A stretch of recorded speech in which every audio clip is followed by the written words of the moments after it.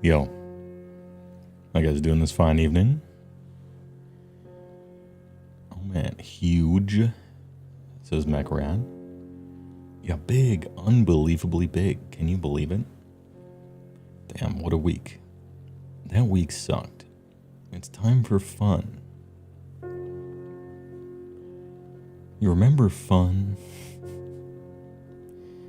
Rainwalk Japan 2, non-DMCA version. So I'm told, oh, you can see that I just brought something up on the main screen here. I'm told there was an FAQ that dropped, I believe Wednesday. And I was gonna go ahead and stream it on that day. But I didn't have the opportunity. So here we are. God Santa, interesting name on YouTube side. What's up? Nothing much, just doing work. It's time for a walk in Japan. After a long work day. Ahem. Hey, what am I playing this weekend? For the return of waifu weekend, what am I playing? I guess it doesn't have to be a waifu game. I got a maybe pile, you know? Oh, actually, as it happens, there's a top 100 PC games list that PC Gamer just put out. And the mods brought it to my attention because they're like, here's a good opportunity for you to absolutely mauled over the list. And I took a glance at it, and that's true. Maybe I'll find something to play this weekend on that list. You know? We shall see.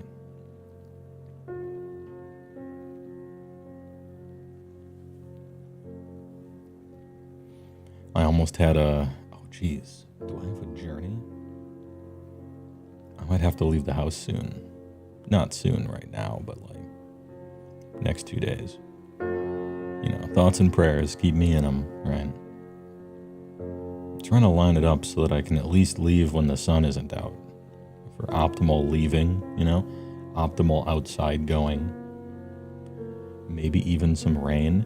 Maybe even when the weather forecast is for it to be maybe 60% Japanese outside. That'd be kind of nice. I don't know. Here's hoping. I should bring up the weather report. 7-day forecast. See results closer to you? No, thank you.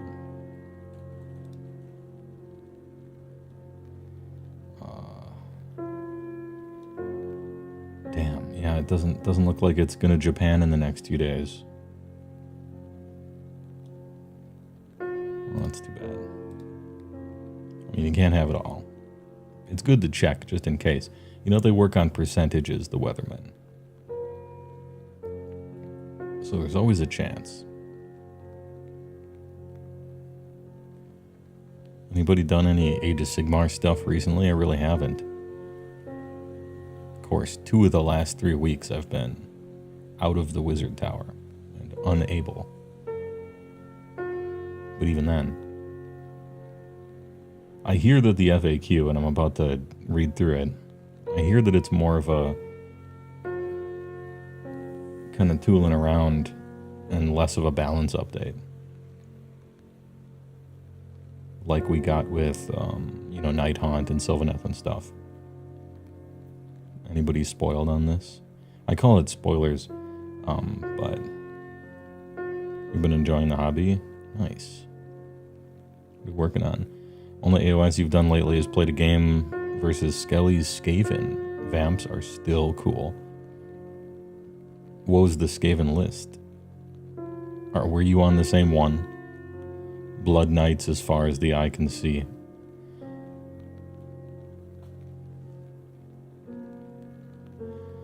You built a whole table's worth of terrain rocks this week? Sick. Is this in preparation for an event?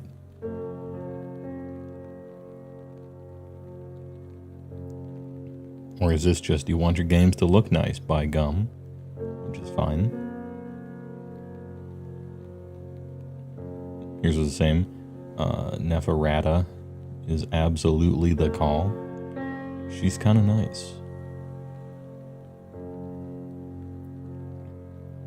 Zoop got the rulebook, couple of battle tomes, and some paint. Alright. What are you gonna do with that paint?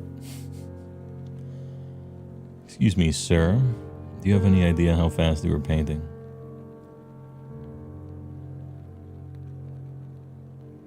Running a narrative campaign solo because you have no friends. You know what? I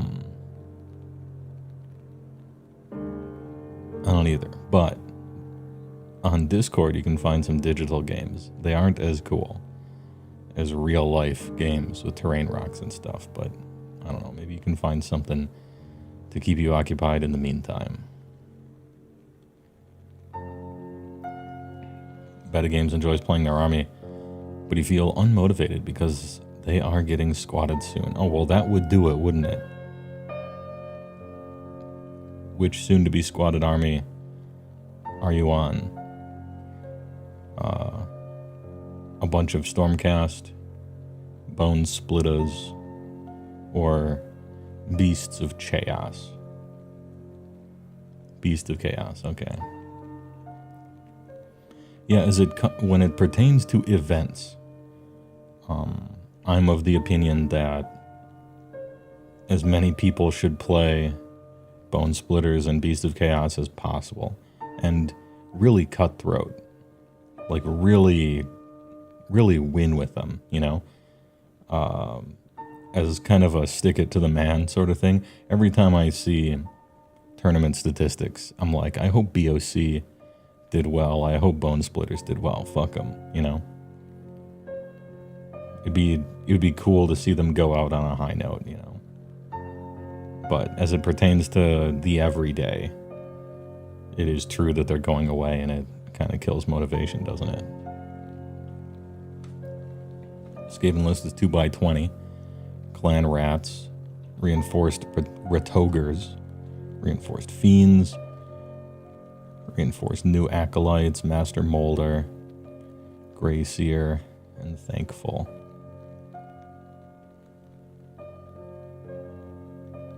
How did it do? New Acolytes didn't get new rules, right? They just got new sculpts. And what was the I see that there's Fiends and Rat Ogres, so I'm guessing the subfaction chosen was the one that mutates them, and not the more typical Shuto one. Yeah, Molder subfaction, yeah.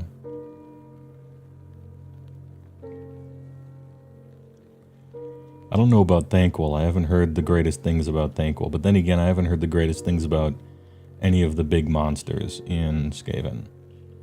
And also, then again, I don't play the army, so I'm an outsider looking in.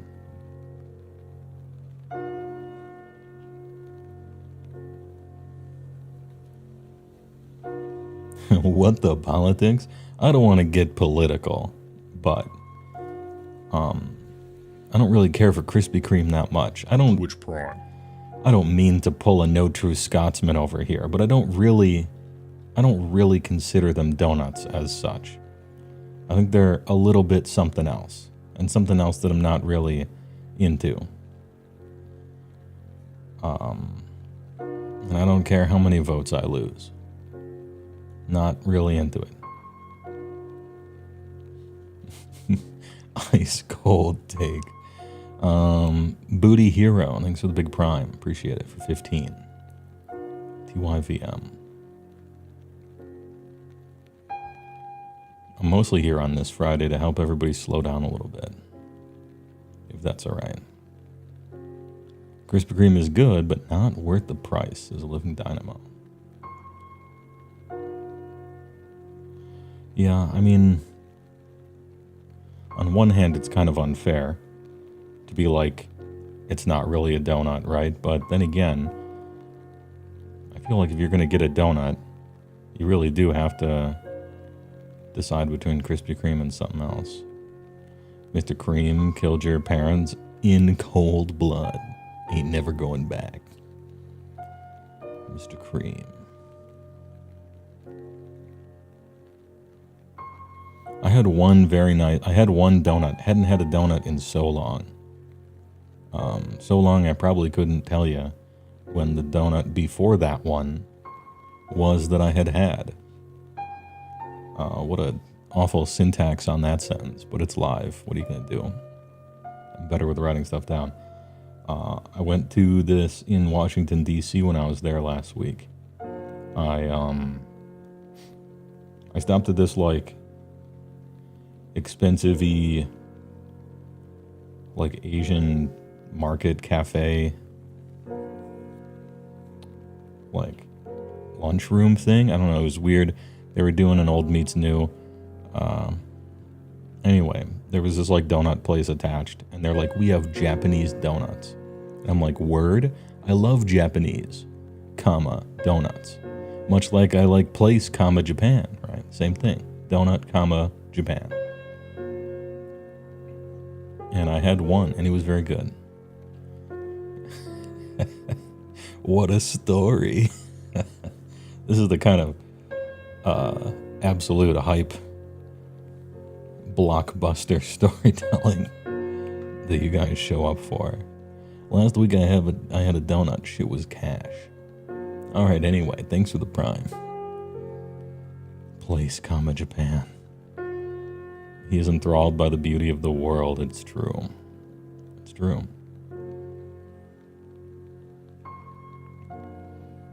So this morning, I'm at work, which is inside the Wizard Tower, but it's technically at work. And I'm enjoying my morning coffee. And I got main screen is work. So I'm working. And then I have side screen.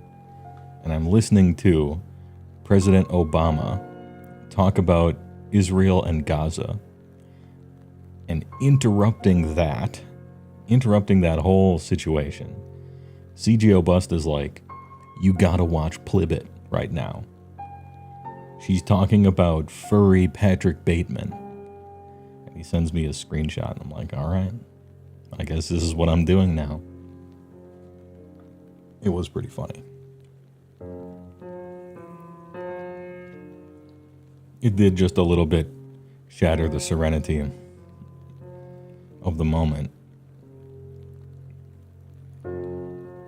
But you gotta be ready, just in case of the turns the life takes you on. Hold up, furry Patrick Bateman? Because as you know, or as you may not know, they're doing a remake. They're doing, every once in a while, Hollywood does one of those completely unnecessary remakes, where the old one is still perfect. It satisfies its place in time. It holds up. It's fun. Just watch the original, right? Just remember it, But they have to do a new one. At least it's not as bad as the totally unnecessary American remake of a non-American movie. Those are, I was going to say always worse. I'm sure there's an exception somewhere, but you know what? I'll bite the bullet. Always worse. They're not always as worse as the Old Boy American version was. But I don't know if a movie can be. I think they hit it. They did. They hit rock bottom with that one. Old Boy Burger Edition.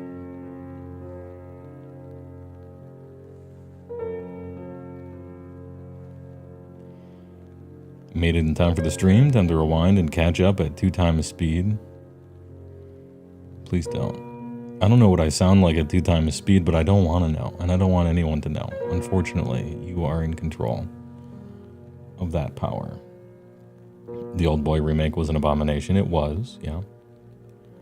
That shit sucked. Old Boy is your favorite film? It's not my favorite film, but I loved it. It was like managing to see Old Boy was like an important film for me as a kind of young person. And the remake was so bad. Holy.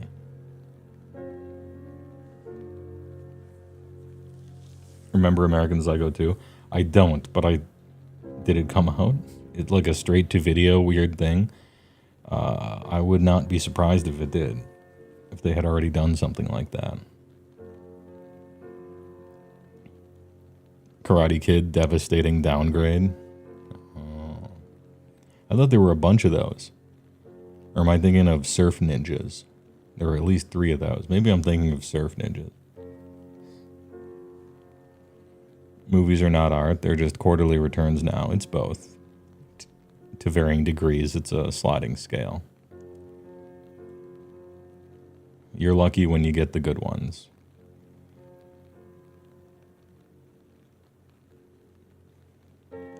You're at MagicCon Vegas. Why aren't you here? Because I don't go outside. But I've been watching the stream of MagicCon Vegas spoilers and content and stuff coming out.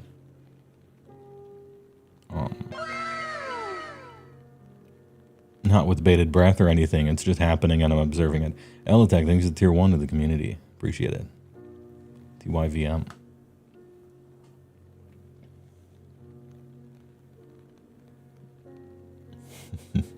Why aren't you at MagicCon Vegas? Yeah, I don't go to tournaments anymore and I don't go outside. But I hope you have fun. It was straight to video. Patrick Bateman was shot from behind and killed by the new protagonist, Mila Kunis,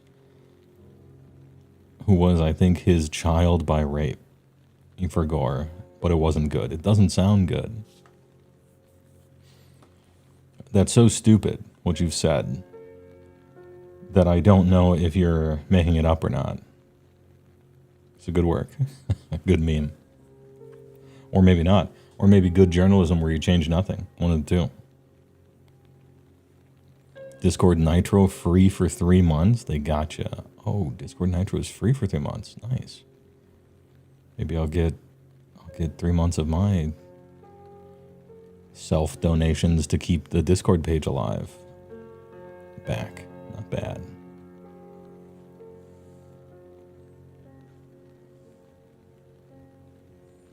Sub on Twitch for the oh, cool. They got a thing. Nice. All right. Little package deal, not bad.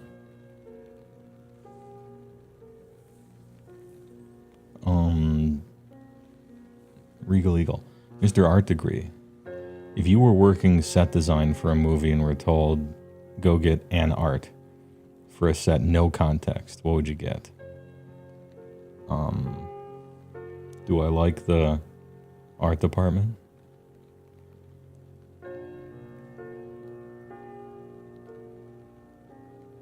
I can't believe that I would be told to get an art without context.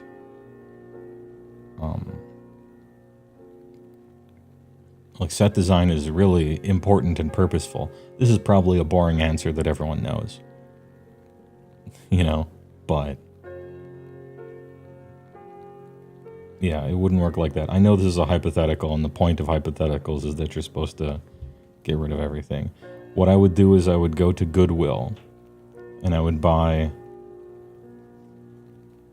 truly the first picture I could that was the closest to set and come back and keep the receipt.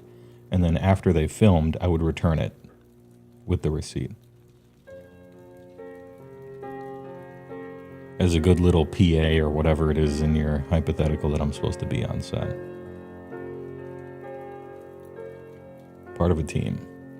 I know this is the worst answer ever, but I guess maybe there's some inside baseball there. Do it as cheaply as possible, do it as fast as possible, and be ready for the next task. And also, in the back of my head, wonder why I was given no context for something like that. For set dressing. So you get the spoons photos from the room, I suppose, or whatever things just happen to be in the on set at all.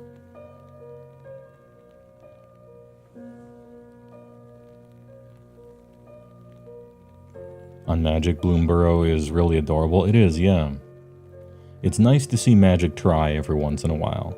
In the midst of Marvel, Universes Beyond, and SpongeBob's Secret Lairs, and McDonald's Draft Kings, Universes Beyond the U.S. Army sponsored Magic sets, you know. It's nice to see them go back to their roots of making a game and a world on purpose, giving it art that's good, cards that are good, you know, proving they can still do what they're for instead of just purely selling out in the most disgusting ways and really embarrassing. But I don't think you can stay mad at that forever. Good job, King. I don't think you can stay mad at that forever, but I'll try to. Kahi thinks it's tier 1, 28 months. Appreciate it. Big. Good comment.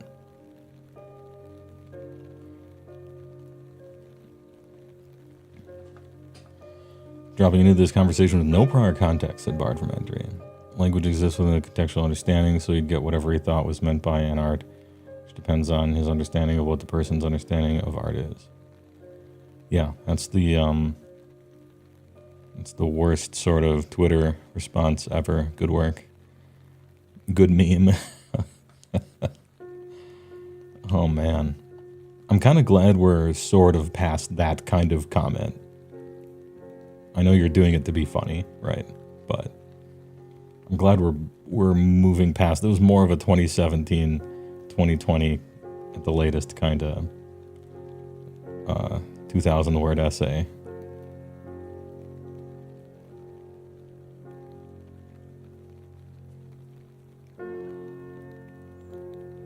What's good? Hopefully this FAQ.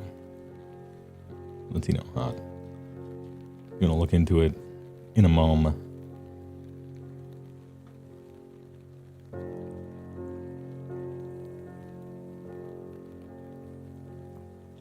What do you guys think the schedule should be? Should I do the FAQ first? I wonder. Opinions on Eldrazi. I think they're cool. I think the Blind Eternities is a great name for where they come from. And as much as the Magic writing isn't very good, and never has been, I think the Blind Eternities is a good name for it. Whoever did that made a good name. Eldrazi themselves, the, mutant all-devourers, kind of like, what is it? Langoliers or something like that. I liked the original Eldrazi with Annihilator. Probably the most. Every time they re-release new Eldrazi, they get worse. I don't necessarily mean power level worse, although that's true as well. They get less interesting, weaker and kind of boring ways. Start requiring colorless mana to be used instead of just generic. So, losing Annihilator completely. Having less impactful, on-cast triggers and stuff.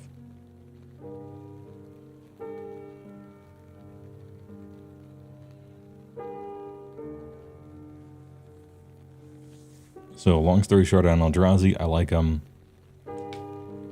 Every time they get re-released, they seem to try to make them safer in ways, which to me makes them less impressive or scary, less fun.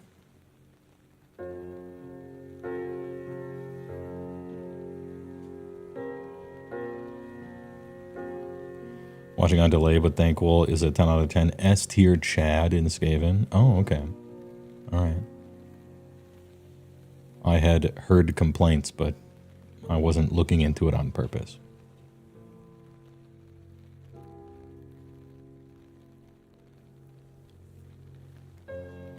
Any advice for getting into Commander as a new Magic player, but inspired to finally take the dive after your vids, Mr. HeyWoah? First things first.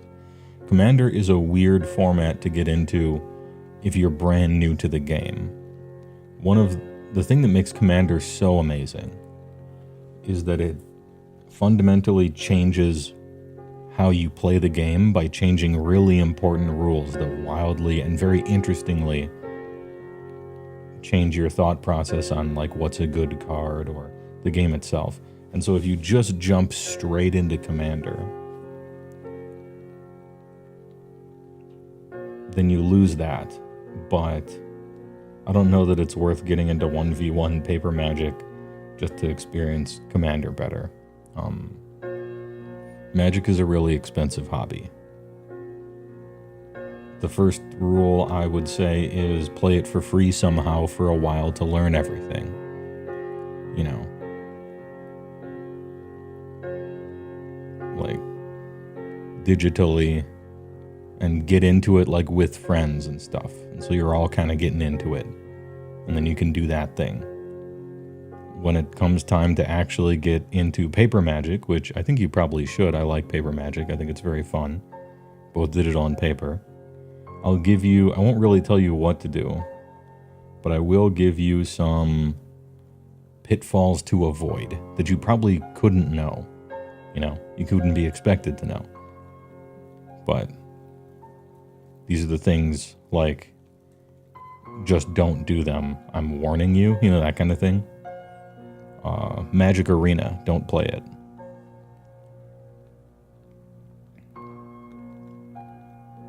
Don't buy packs, don't buy boxes. Complete waste of money. Figure out what you want and buy singles. But purchasing stuff is down the road. See if you like the game. You know, get some stuff going digitally first. Figure out what you like and what you want. But those are the two most important advice for me, or from me, I guess, is one, don't play Magic Arena. It's like a steal your money gotcha phone game device meant to just take your money. Like a Hearthstone phone game kind of thing. Only has the worst formats. Doesn't have any good formats on it. It's a bunch of like jingling keys and flashing lights right next to a time machine. And secondly, don't buy packs, don't buy boxes, only buy singles. Buying packs is just playing a slot machine. It's just a waste of money. And then I guess 3, play it digitally with people and get into it with friends and figure out what you're trying to do. And then, you know, if you want to transition to paper, go ahead. Warning that MTG players can be insufferable know-it-alls. Perhaps. I think they're charming know-it-alls for the most part. But it depends on the type of brain you have, I guess.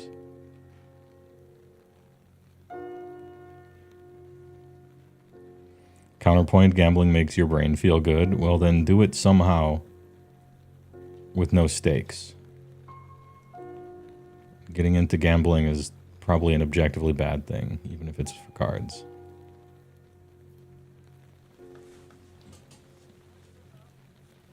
I don't know, I found most people to be alright. It is, as with Warhammer, a game where a significant percentage of the players might be socially awkward for either explainable reasons or not explainable reasons. Just keep that one in mind.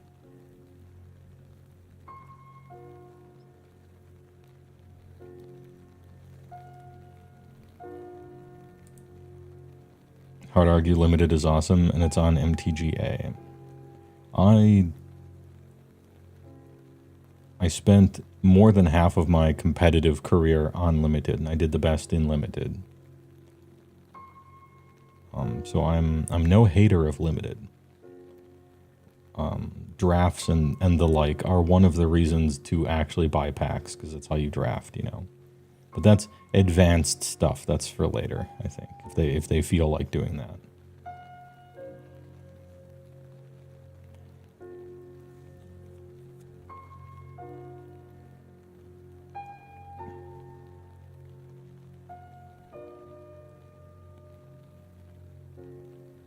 Anyway, I like limited too. But arena is trash. Don't do it.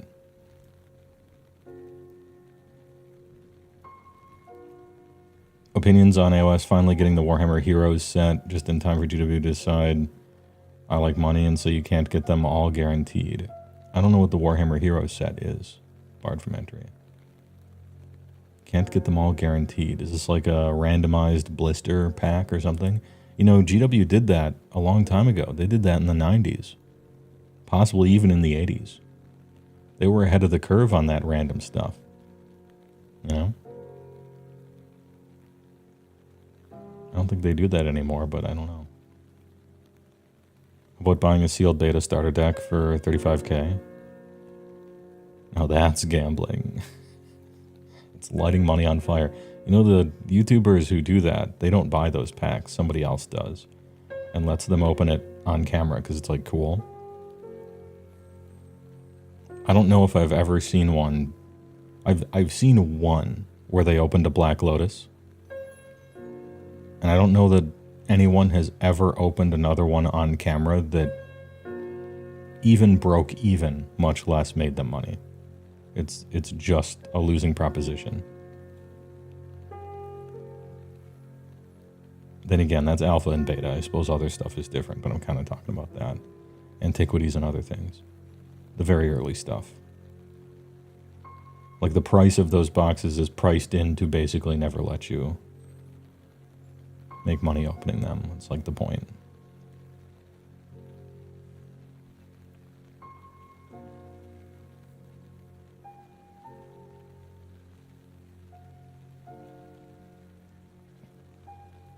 This is a tabletop game, sir. Insufferable know-it-alls come with the territory. Yeah, maybe a little bit.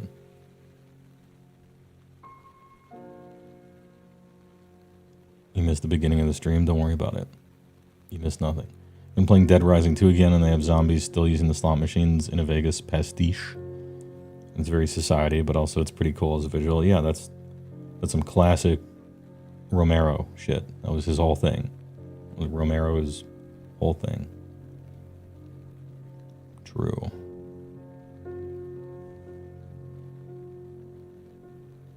Warhammer Heroes is like Warhammer booster packs. Huh?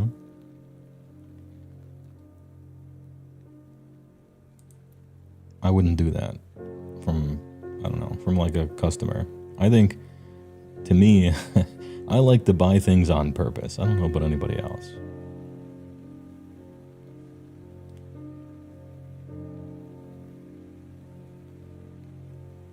How long do you think it actually takes for a Black Lotus to sell? I don't know. The most expensive cards that I was holding, I used to buy and sell cards to fund my competitive grinder career. And the most expensive lot that I had was 4 Mishra's Workshops, full play set. In SP, one of them was MP. And it took me 2 years to sell them.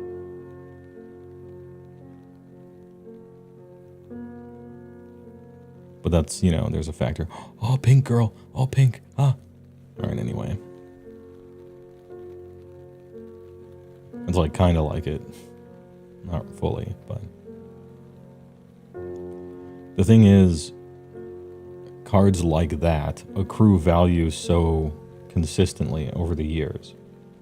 It isn't too much of a big deal that they take forever to sell. A lot of products on shelf degrade over time. And the profit that you're expecting from them, you know, your rent takes out of it, the money you pay your employees slowly eats away at the things that are just sitting there on the shelf, right? But really old, really expensive Magic cards tend to go up a lot better than inflation. So it's like kind of okay.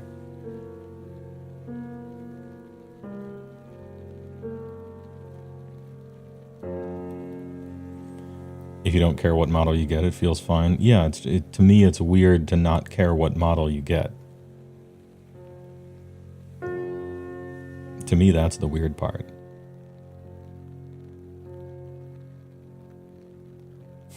I don't give a shit what model I'm getting. I just want to buy something. And I don't even care enough about what I'm buying to even decide what I'm buying. I just want to spend money. Like, all right.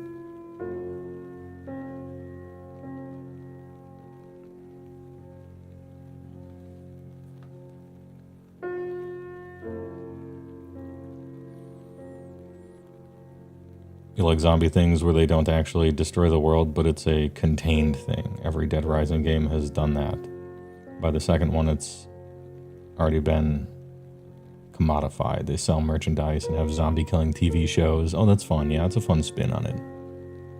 Or it could be. We're also selling anti-zombification drugs. Yeah. It's a fun... It's nice when they think about the setting a little bit, you know?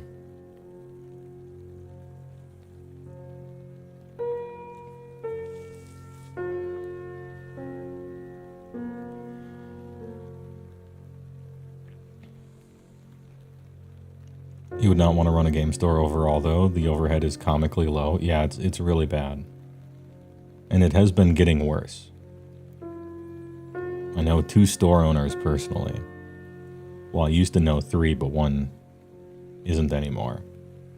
And all of them are, well, the 2 that are still around are really trying to branch out because Magic isn't quite doing it anymore. All the changes that WotC and Magic have made over the years have really hurt game stores. They've really hurt the stores, the brick and mortar ones.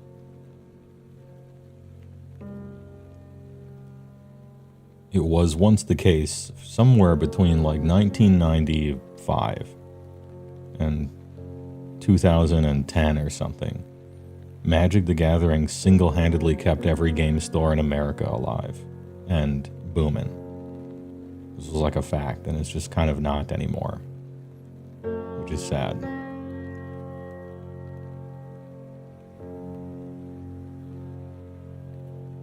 There is a game, though, that's fun, right? The game store owner that I saw some people playing, the streamer game, you know, asset game. Well, not really asset game. More of a, like, default polygon game where you buy and sell packs of stuff and you can spray the stinky people in there, and it looks like fun.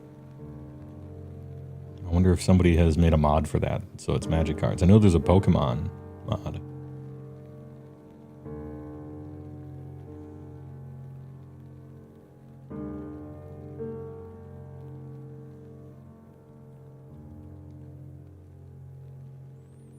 Zombie just a guy.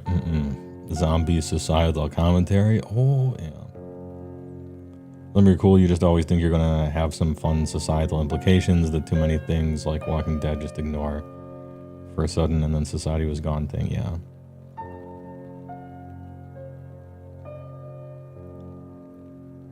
Giving the post-society theme like a whole ass of effort, you know, and really getting into it and figuring out how everyone would immediately reconnect and what sort of society would exist post is kind of interesting to me, but usually people don't want to do that. They like it as a backdrop.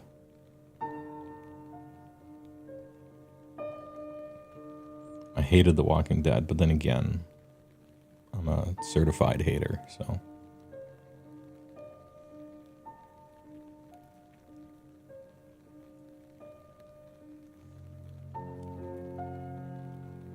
Doesn't help the game store goods are non-perishable, good for consumers, but not good for your shop on the corner that only people who live near the corner know about and would travel to. Yeah, I mean, most of them have online stores. You pretty much have to, right? But when that became the case, then your real business was your online store and your brick and mortar thing was just kind of because you love, for the love of the game, really, or maybe as a billboard or something, right? Was kind of the point. Like Magic right now is very good for consumers, very bad for the stores, and very good for WotC.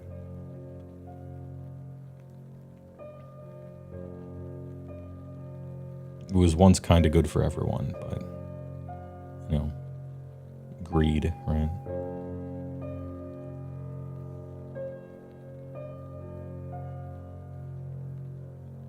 Magic was the money, and whatever the owner's actual interest was also sold. Yeah.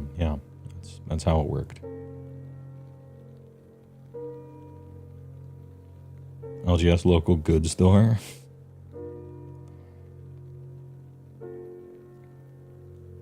Good job, King. Let's be Jupes. Thanks to Tier 1, 34. Appreciate it. God damn. Look at the months on this dude. The months piling up. It's a real pile. The Jupes army.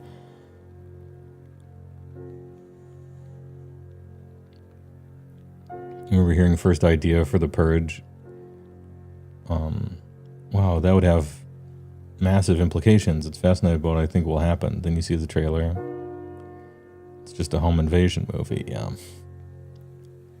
Well, then you can't have too many locations, right? One set movie. Would you rather have a vampire girlfriend or a werewolf girlfriend?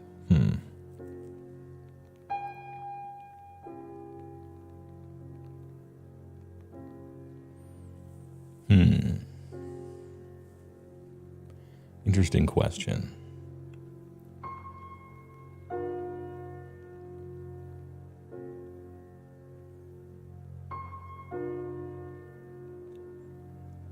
Can I take it that I won't be murdered? Like I won't die, you know?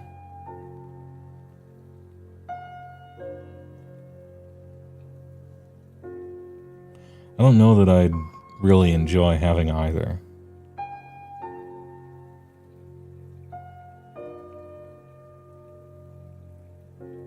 I guess there's a lot of different takes on vampires, right? So I could maybe pick and choose my way into wiggling out of it and be like, oh, I choose this type of vampire that's just, like an elf or something, some equivalent, Some vampires can go out in the sun and some vampires aren't undead and so on and so forth, and I could whittle it down and to find the most overpowered GF1.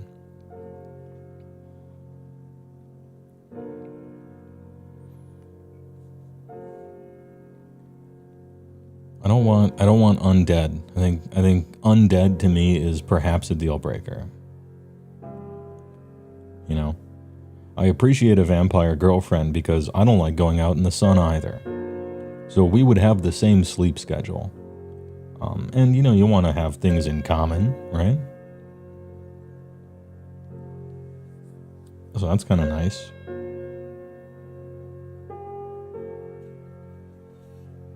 Soulblight girlfriends. Lady Dimitrescu is a vamp, right? And probably, yeah. I'm not into MILFs though, so that's a hard no.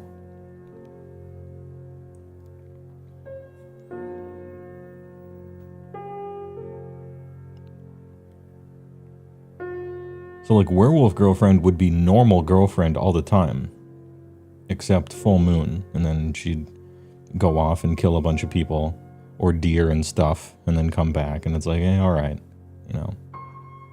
But aside from that, aside from one day, you're basically just dating a girl, which is fantasy enough for me, to be perfectly honest. Yeah, go off, queen. Go hunt moose or something.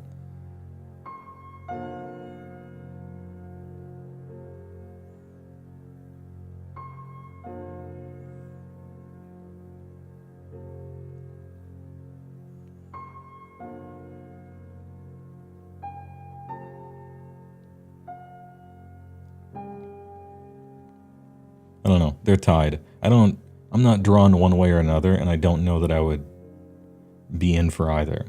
I appreciate the vampire girlfriend for immortality, that's kind of nice. Same sleep schedule, that's nice. Could possibly make me a vampire so I could be immortal, that's pretty cool. Werewolf girlfriend would just mean a normal girlfriend most of the time. And then every once in a while, she eats a deer whole, right? So yeah, we'll break even, basically. Be normal Wisconsinite, right? Vampire may have huge wealth and a castle. Yeah, but that's a hassle. Or maybe it's not, I don't know. Not all vampires, okay. She brings you deer also? Damn, that's actually kind of nice. I like venison, big fan. Okay, if werewolf girlfriend drags me home a deer, right, with her jaw, like a deer for her, a deer for me, you know, field dress her up, give it to the DNR, some sort of processing station, make sure it doesn't have wasting disease or anything like that. And we get some back straps and some, I don't know, venison stuff. That'd be kind of nice. I think Team Werewolf is there's some good lobbying on Team Werewolf over here. And then for like 90% of the werewolf girlfriend relationship, you're actually just dating a normal girl, right?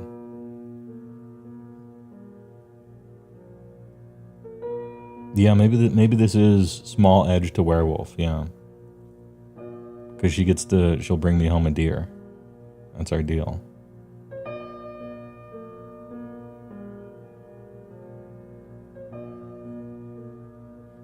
Hold up, let her cook, yeah.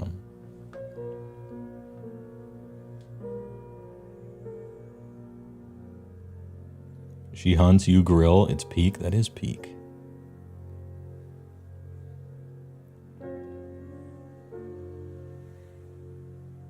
Okay, I think I'm ready for my final answer.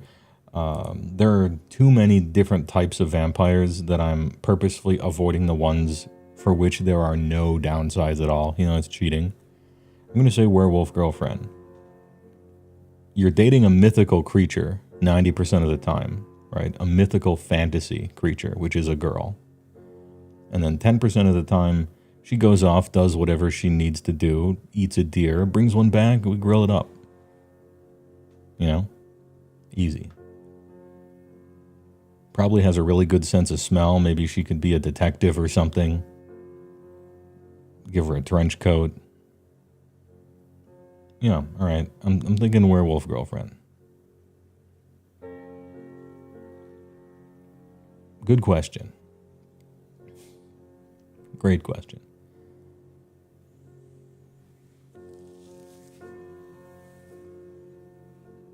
Good job, King. Pigeon's Girl, I think it's tier 1. 5 months. Appreciate it. Oh, Pigeon's Grove. Hey. Just sporting just repping the hat. No big deal. We just decided that after very long, really back and forth, there were some lobbyists on the werewolf side, but by gum, they had a convincing argument, and I'm a man who will change his opinion if you give me better data. I think that's a virtue. And so I went with werewolf GF over vampire GF.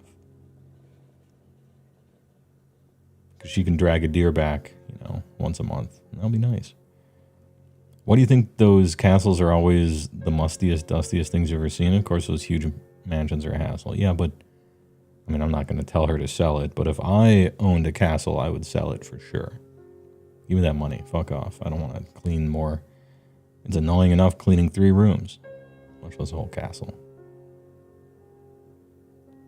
Have you seen the new game called Evercraft? Yes. The half Minecraft, half EverQuest.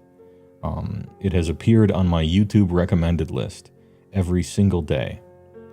Because they're like, listen up, you old fucking loser. We know you actually still play EverQuest in the year of our Lord 2024. And I'm like, fuck, it's true. And we know you never really played Minecraft, but here you go. And I'm like, all right, I'll click on it one of these days and see what it's about.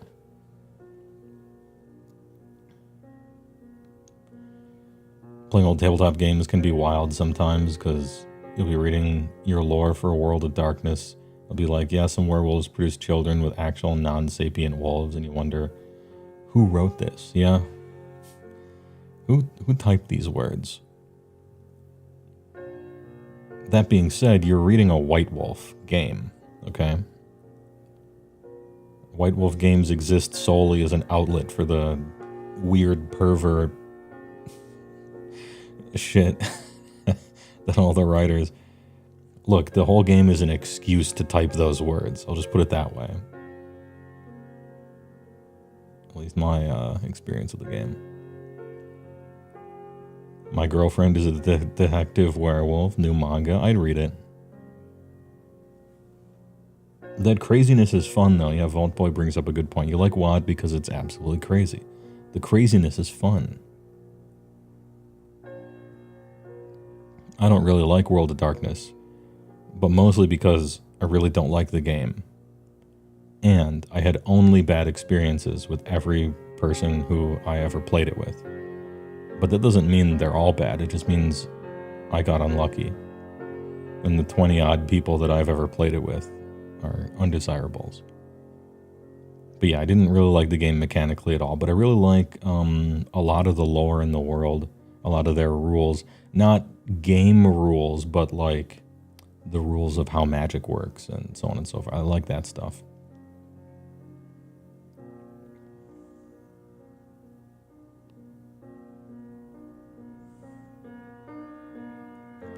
For non-regulation hunting weapons, what are these claw marks on the haunches and neck? You're supposed to use a rifle. Well, you know, there's gun season, there's bow season. I figure a claw is just like a ranged arrow. Or a melee arrow, right? So, you know, in gun season, she'll just put on an orange hat and then do what she needs to do. And then for bow season, same thing. She'll bring a bow along, but she won't use it, right? It'll be fine. Imagine the little kid werewolves taking Hunter's safety to learn how to use their claws. The local middle school. That'd be fun.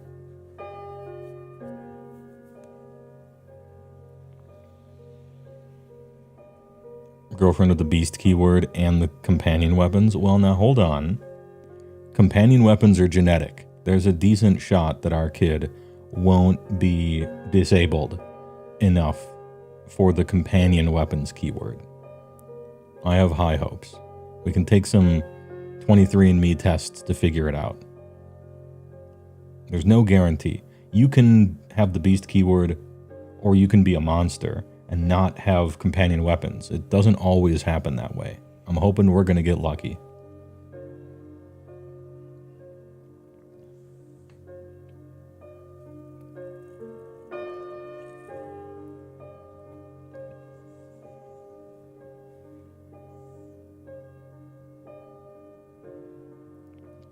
If you get immortality from your vampire GF, you are never winning an argument. It's a trap.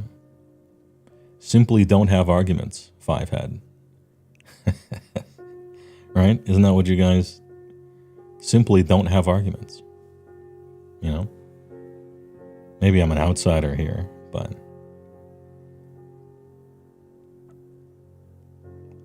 Companions skip generations. Okay, so it's every other. Alright.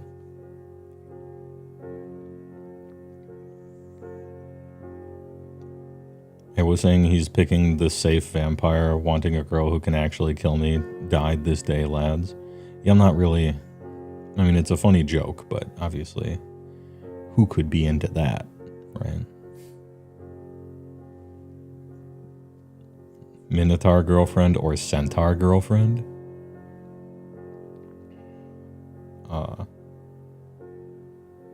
Can I shoot myself instead? Whichever one isn't the horse, I get, if I have to. Just no horses, please. Jesus. I guess Minotaur, but I wouldn't be happy about it. She deserves to have someone who really likes Minotaurs, right? I don't want to put her through that. Find somebody else. Same with the Centaur girlfriend. They don't deserve somebody who doesn't like centaurs and horses.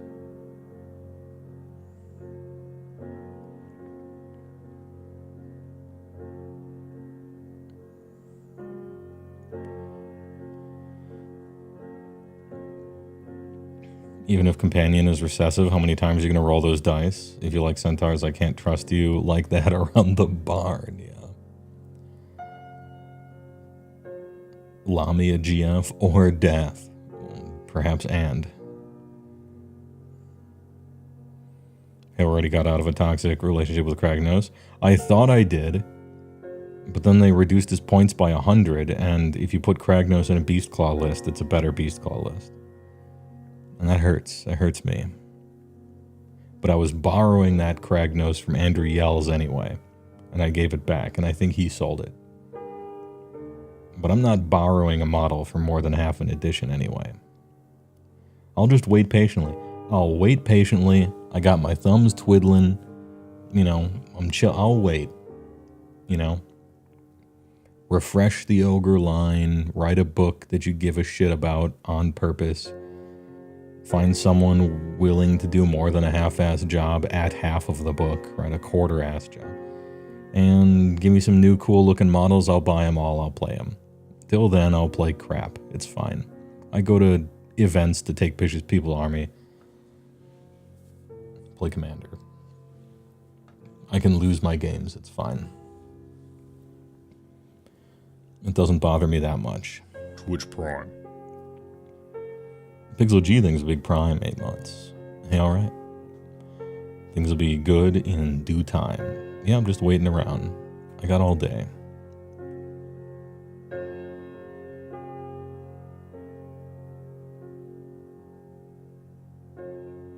And King.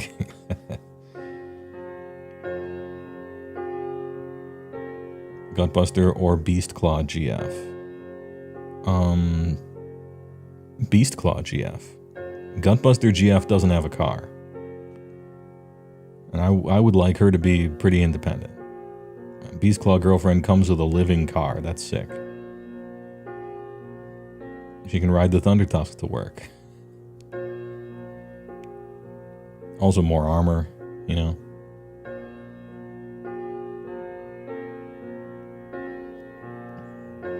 And probably shamanistic instead of wizard. And I'm the wizard, right?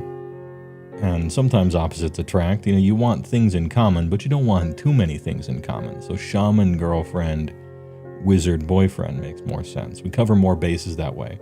We're already 2/3 of a party of adventurers at that point.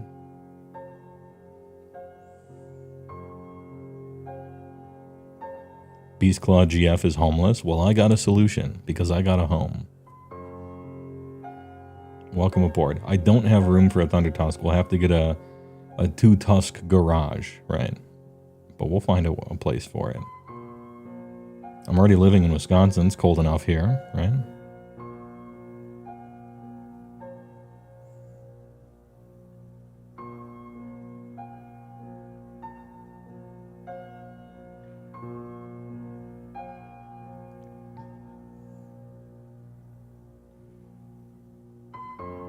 Beast Claw GF brings a good weather with her. Oh, I didn't even think about that. I like it when it snows, and I don't like it when it's sunny.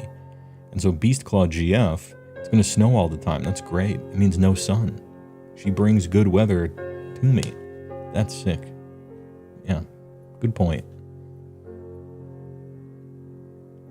For Ogres, you want them to just make new kits compatible with the old ones. You know, they won't do that, but you'd love Man-Eater kit with a new body base and a bunch of limbs.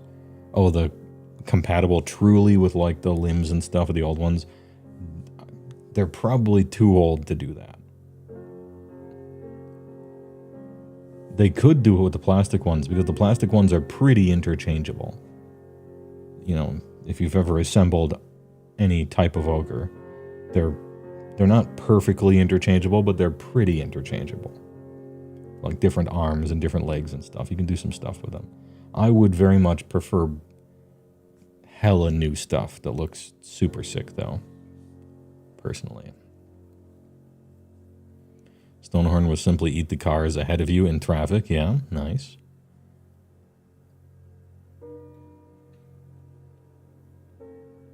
Who's the best man? I don't know.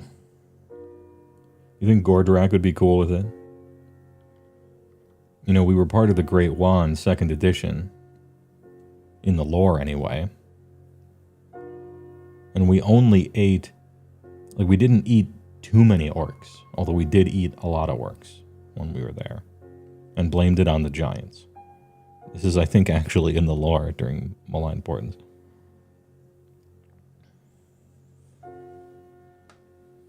Beastclaw GF owns a bird. She does not. They nerfed those, so no one plays with them anymore. She used to have a blood vulture back in the day, but unfortunately they changed the rules about them, and so they're trash and no one has them anymore. She has a chain trap now, perhaps a harpoon launcher.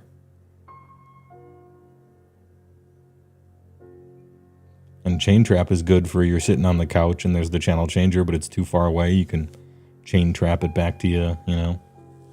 Although I don't have a couch and I don't have a TV, but you get my point. You get the chips, right, from the cupboard. Tsh.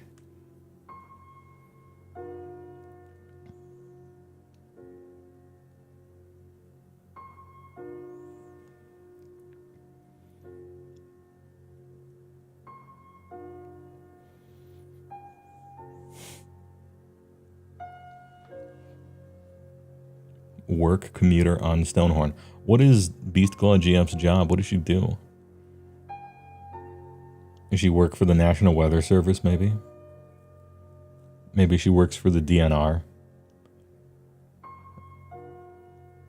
Like tagging fish and stuff.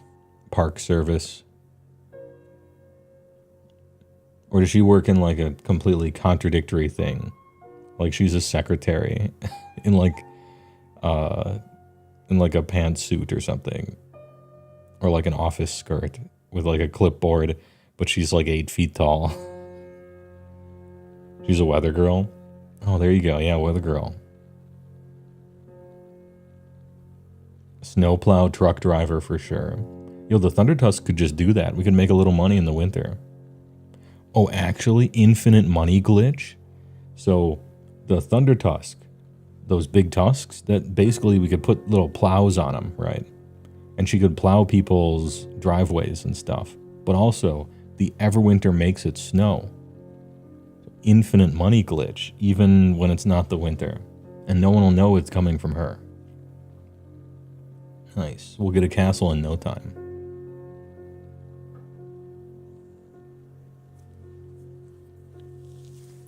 It would also make her job as a weather reporter pretty easy, right? It's gonna snow again. You know, Thundertusks are actually pretty intelligent. I bet we could train it to go plow on its own without even a rider. I think we could do it.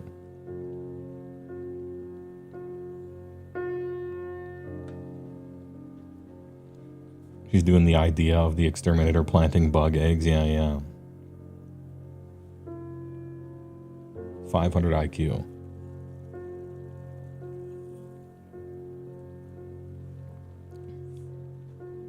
Alright, good work. We figured it out.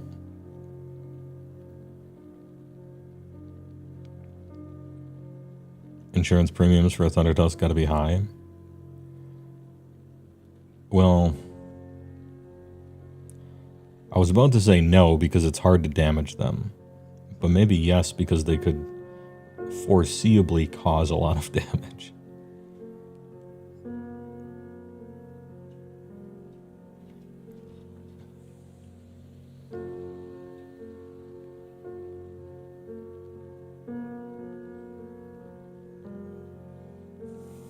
Any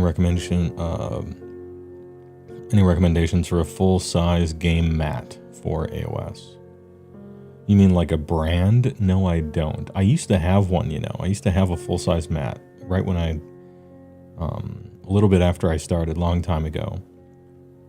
But I gave it to Andrew Yells when I moved out because he plays more in real-life games than I do. And then they changed the table side. I guess I would just say, choose something I guess choose something of a size that is the current table size, right? Because it's possible. You just make sure you have the right size, I guess. And besides that, kind of whatever. I don't have a brand for you.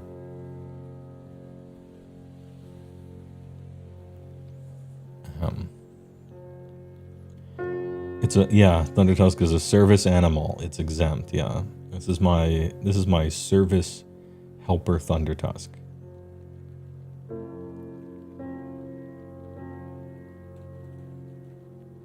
So you scratched my car, standing next to a 10-ton mammoth with tusks size of greatsword from Berserk. No, must have been a hit and run. You went that way.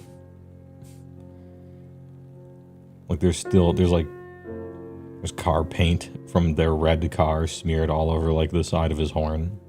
I was there this morning.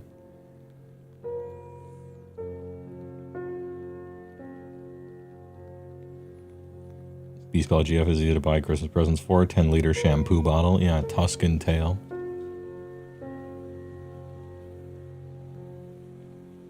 Ogres, would you rather? A new Gutbuster GF always cooks, though. It's true, Gutbuster GF would be a good cook. And probably enjoy it and do it all the time. And a lot of barbecue and stuff. It's tempting.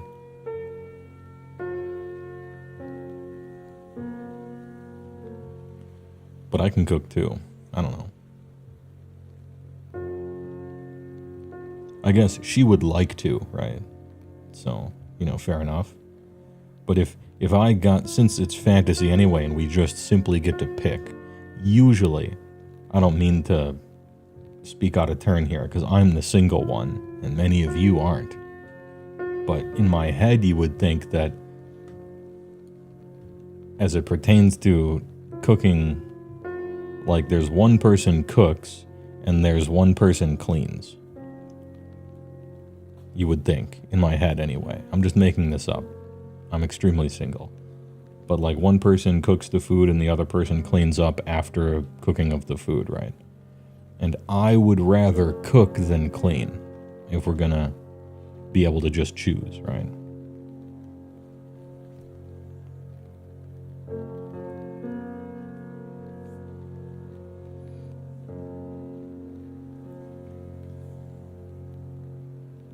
Gutbuster GF always brings her a giant cannon to bed. No room for you or your giant cannon. Well, we'd get a garage. Giant cannon can go there until its points go down, and probably its war scroll changes, the poor thing. Frost Lord on gender roles. I don't think it's a gender role thing. I think it's just you got two people, and as it pertains to making food, to me, it seems that it's a two-part process. Part one is making the food, and part two is cleaning up after making the food. And I hate cleaning up after making the food, and I don't mind cooking at all. And so if I had to choose, I would choose the former.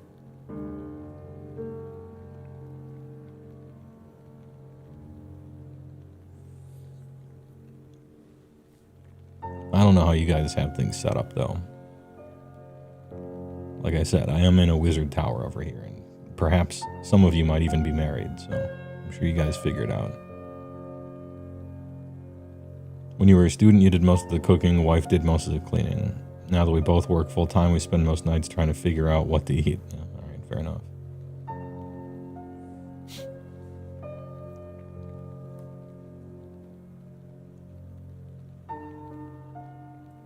With Vampire GF, with 1,200 years of wealth and a castle, you could just order DoorDash from the most expensive restaurant in town every day, and then you don't have to cook or clean. So I guess score one for the rich girl. Right?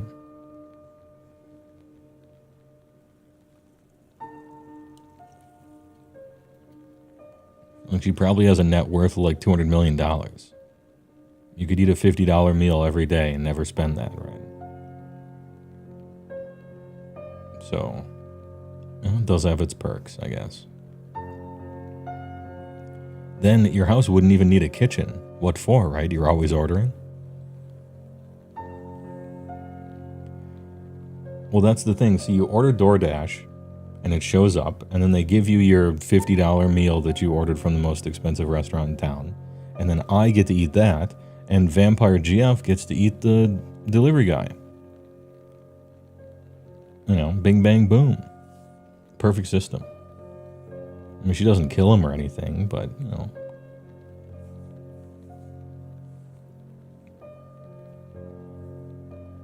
She would be fascinated by this culture, right? She'd be like, I can't believe they bring food right to your door. And she's talking about the delivery guy. It'd be a laugh track moment for sure.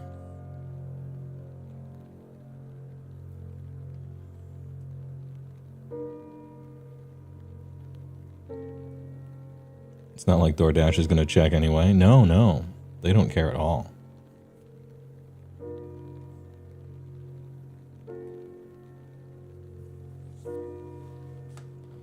Then you have to worry about feeding her delivery thralls.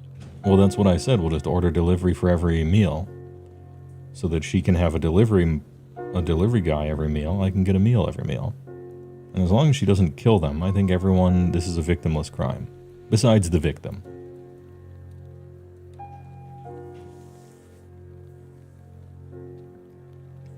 Think on the savings on tips. No, we'll tip. I think we would have to tip really well, right? And, you know, she's a vampire, so she's rich, and so we're good for it.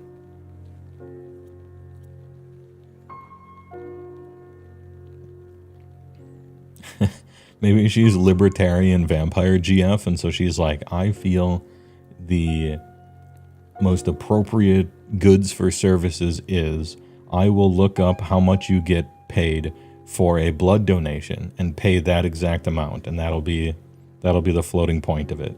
And so she has competitive tip prices equivalent to like plasma donation, right? And in that way, fair and square.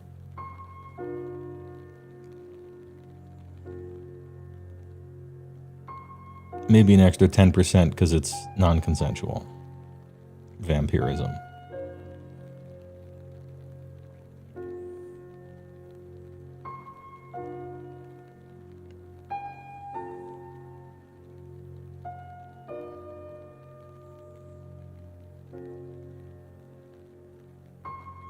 Libertarian vampire.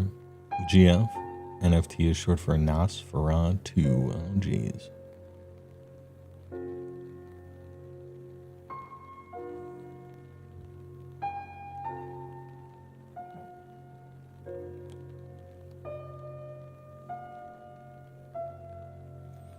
Honestly, there are plenty of delivery drivers you know who would just let a vampire GF simply drink them. Yeah, probably. A decent percent. PC in your vampire game is literally this concept, except she's the driver. Okay, that's probably smarter then. Harder to find you if you're moving all around. No, being charmed like that is still non-consensual. Yeah, I mean, you're using magic to charm them, right? That's still not consensual.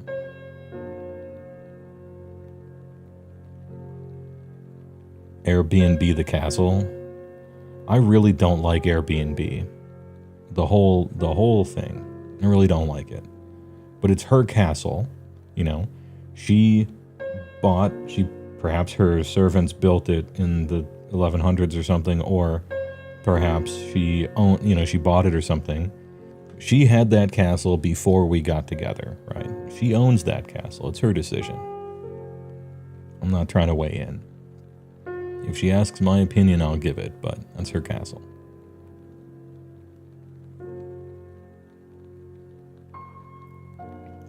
Squig GF explodes on the first date. No. Why does this keep happening? It never gets any easier. All right.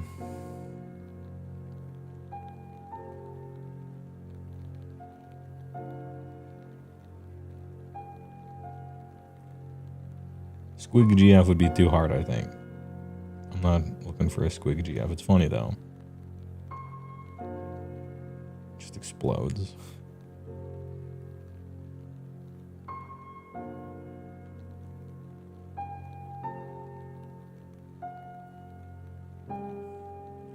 Stormcast GF is something that I was about to bring up, but it's actually terrifically sad. And so I won't. I guess I just did now that I think about it. But yeah. Stormcast GF would be very bad. I'll take the werewolf GF for sure over the Stormcast GF because that's too depressing.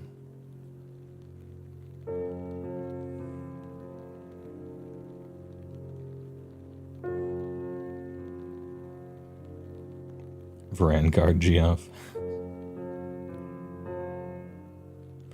Stormcast GF is 51st Dates, Grimdark Edition. Yeah, it would be bad. Because it's guaranteed, like you 100% know it. That you're going to be there for all of that.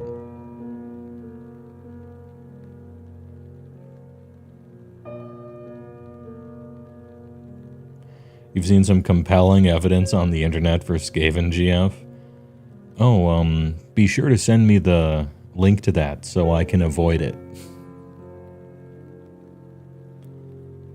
The perverbs.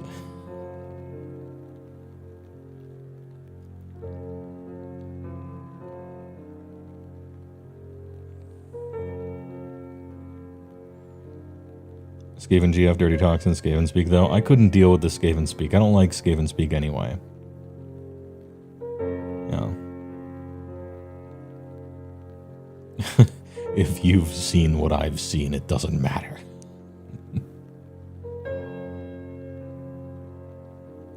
Idna, the GF, is the water level of Vampire GF. Yeah, kinda. Depends on what type, right? Because if she's a Namarti, then she only has half of her soul. If she's an Isharon, she's got the whole thing. And if she's much higher up, sometimes more than one. Mind magic, you know, forgetful stuff. You kind of hope she doesn't use it on you, but maybe she does. Idna Deepkin GF is kind of like Eternal Sunshine of the Spotless Mind GF. It's probably not going to end good.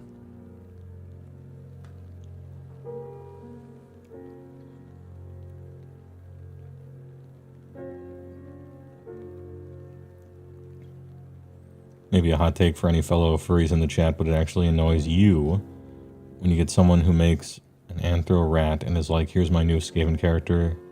Skaven aren't just anthro rats.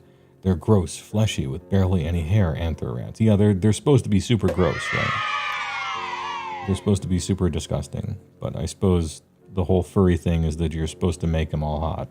Or try to. Like, I'm sure someone has somewhere drawn like a Nurgle that's supposed to be hot or something, right? It is kind of counterproductive. Full of crime things, tier 1. Oh, brand new subber. Hey, thanks a lot.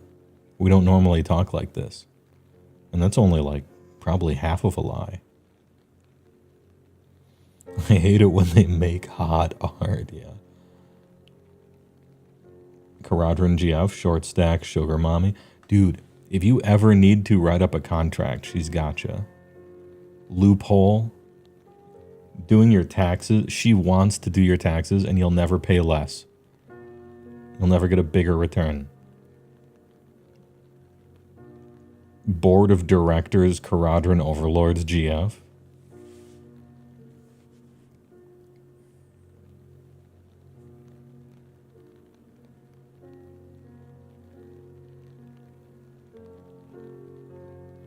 Take a lore accurate, attractive Skaven, like in a gross way. When you've seen Nurgle hot arts, at least they retain a lot of the Nurgle traits. Yeah, maybe.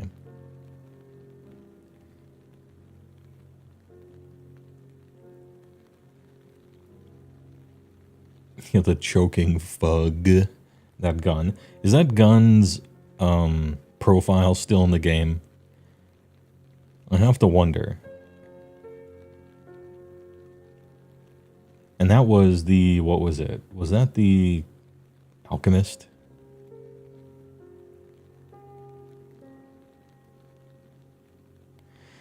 I think it was the Chemist gun, but I might be thinking of something else now. Choking Fug. The Cloud. It's gone. Damn, that's sad. Because now if I bring it up and someone doesn't know the context, it might be weird. POCGF that mysteriously goes missing a year later. Oh, damn, yeah, that's true. And has a second family.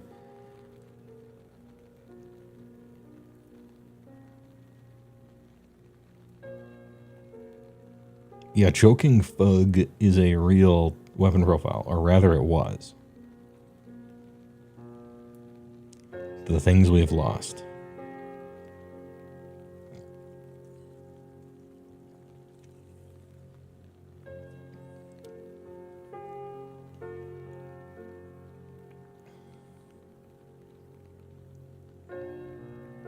Alright, I think it's time. I'm going to go over this FAQ, which came out Wednesday, and I'm sure you guys have all seen it, but I haven't, so I'm going to go over it and give SJ something to do. Please enjoy a commercial.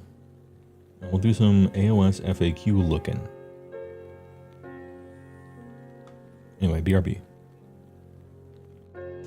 With Klondike ice cream bars, you get big servings, big taste, big cream. Imagine 5 big, moist, delicious ounces of big hot ice cream and a coating made with beautiful milk, chocolate, so you can pour big cream. like I've never had it. Klondike, big bar, big Cream. Mr. Owl, how many licks does it take to get to Cream. Let's find out. Let your fingers do the walking. I'm Mr. Buckets. Toss your balls in my top. I'm Mr. Buckets. What do you get when you press on a can of Noxema? Great balls of comfort. You get I can't believe I ate that whole thing. Oh, where have I heard that before? Unjustifiably in a position that I'd rather not be in. I'm calling paramedics and your family, Mr. Miller. You can make this creamy cheese sauce in seconds with American cheese and Cream. mushroom Lipton cup soup. And you thought cup soup just made soup. Oh, yeah. Cream in the World Wrestling Federation. Wait a minute, and there is More real meat. You'll be glad we made him taste better. And so will he.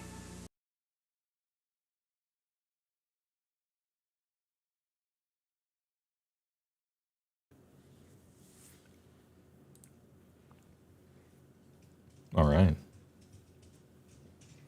Rules updates, October 2024. Core Ruels. Core Olivier Ruels.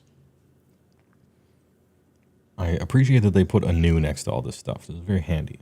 They started doing that.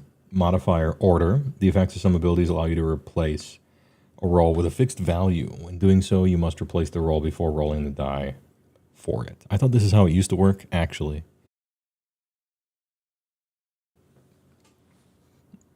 AoS GF tier list later. We did that. I suppose we could redo it in tier list format. If someone made it, I wouldn't be against it. Anyway, I thought this is how it used to work.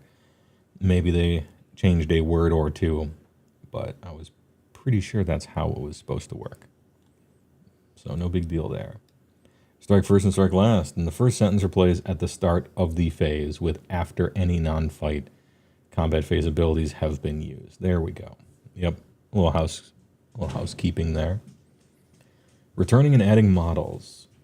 In either case, set up those models. All right, replace that with, in either case, set up those models one at a time within coherency range of the models in that unit that were not returned or added this turn. If that unit has 7 or more models, including the models being set up, it must be set up within coherency range of at least 2 other that were not returned. Yeah, okay. Yep, that makes sense. Just a little cleanup here. Core rules. All right, we get to the FAQs. Should I do an FAQ react to this? I haven't read this stuff yet. Maybe I will. I used to do those all the time, and then they stopped doing a lot of FAQs. How should I resolve an ability that refers to an enemy's control characteristic if the target does not have a control characteristic? The target is treated as having a control characteristic of 0, okay? So if you increase the control characteristic on like any target by 1, something that doesn't have a control characteristic gets 1, like and it goes to 1 then? Interesting. I don't know what I suppose Big Oosh has that. A manifestation, interesting. So it's treated as 0 and then you add 1 and it's 1. I would have thought it was just null, you know? Like if you try to add it but it doesn't have 1, then that's it. Interesting. I wonder where that comes up besides Oosh. Start of the battle round. When determining the active player, how do you determine when a player has finished setting up their army? How about when they have finished? The moment they... Never mind. All right. Yeah, when all units in their army have been deployed.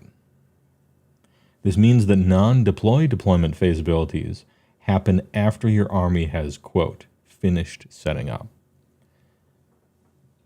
Okay. Hey, all right. Good work. When does the game begin? If a destroyed unit has an enhancement, and an ability allows me to set up a replacement of that unit, would the replacement unit also have that enhancement? I will answer this for you. The answer is no, because it says it's a new unit. And because it's a new unit, it doesn't have the things that the old one had. But let's see how they answered it. No. Yep. That was the obvious answer. All right, we got some advanced rules that nobody asked questions about. Some more advanced rules that nobody asked questions about. Rules updates. Advanced rules. Nothing new here. Oh, here we go. Army composition. 3.5 regiments of renown. If a regiment of renown includes a wizard, could that wizard cast spells from a universal manifestation lore that was picked for that army? Yes. Okay. Decent question. Sure. Hey, all right. Ash Play First Blood. Rules updates. Blah, blah, blah. General's Handbook. Oh, there's more. Nice. Battle Plan Star Strike. I heard about this one. This one is one of the ones that I heard about. I think the Iron Gutsman said it was the worst answer to a problem ever. Which, you know, it's a funny sentence, but to me, what stands out in my mind, I don't know how many of you have played the game for the whole game, but I recall the answer to one FAQ question specifically as the worst one ever. And the one I'm thinking of, and this is real, was there was a type of mission where you had to place a model wholly within, I want to say, 3 of a board edge. And the question was, I have an Alariel. Her base is bigger than 3 inches. So I can't set her up wholly within 3 of the edge of the table. What do I do? And their answer, no shit, was they typed this officially. Put Alariel on the table wholly within 3 of the edge, and then just have the rest of her base hang off of the table. That was their official answer. To me, that was the worst ruling I've ever seen in Age of Sigmar, was that one. It's like, please, just have your model hanging off the edge of the table so that the slightest, you know, some big guy walks by, someone coughs one time, and your centerpiece just falls off the table and shatters into a million pieces. That was the worst one. That ruling was insane. Everyone read that, and everyone in the entire world who played Age of Sigmar, from TO to brand new player, was just like, no, I don't think I will. No, what I'm going to do is I'm going to put it on the table, right? Here's the edge of the table, and here's the edge of the base. I'm going to do that. And it's going to be farther out than 3, right? But it's not going to be hanging off the edge of the table.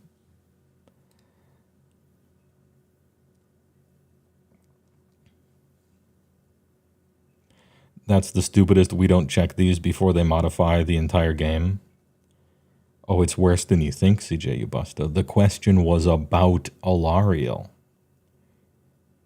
And they said to place her with the rest of her base hanging off the edge of the table, explicitly. That's what they typed.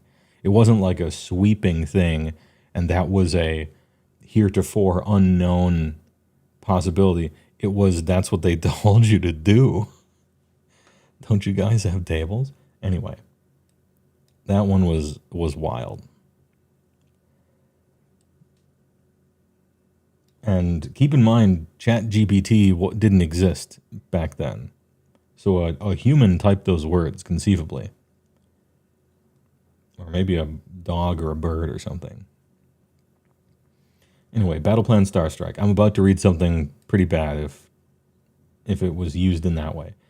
In the twist, replace if an object would be set up wholly or partially on a terrain feature, do not do so. Instead, inflict D6 mortal damage to each unit wholly or partially on that terrain feature.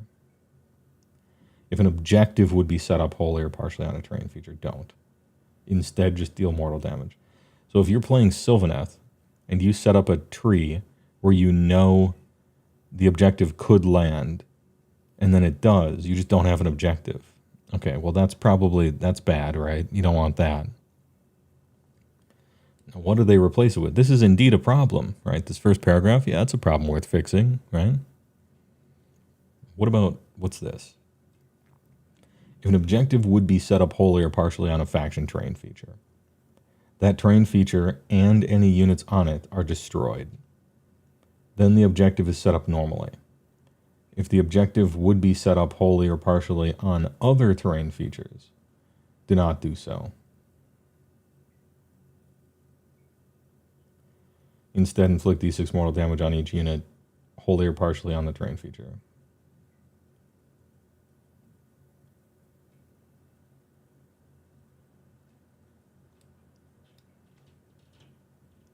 Okay, so faction terrain feature is destroyed. Normal terrain feature, you still don't place the objective down. Oh. Okay.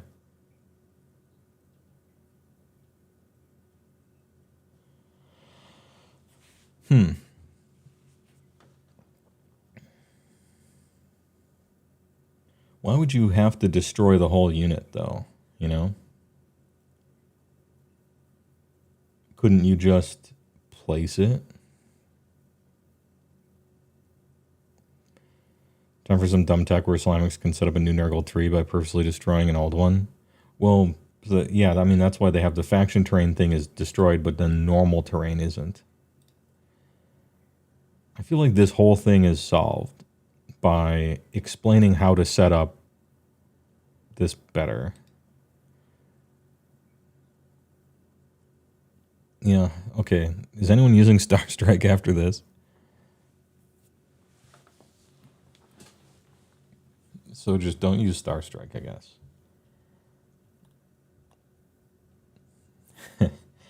I could just imagine, like, you got like a millimeter on it, and your entire unit is dead. All right, hey, good ruling, good work. We'll Star Strike that one from the rule books. Just have that unit take D6 mortal wounds, right? Isn't that the thing? Like, if there's a unit on it, just have it take a D6 mortal wounds. Or, pardon me, mortal damage. Maybe I'm crazy, though. Alright, faction packs. Hedonites of Slaanesh. Oh, there's a bunch of... Well, not a bunch, there's two. Alright. Change the timing of an excess of depravity to once per battle round army. Start of battle round. Oh, I heard about this.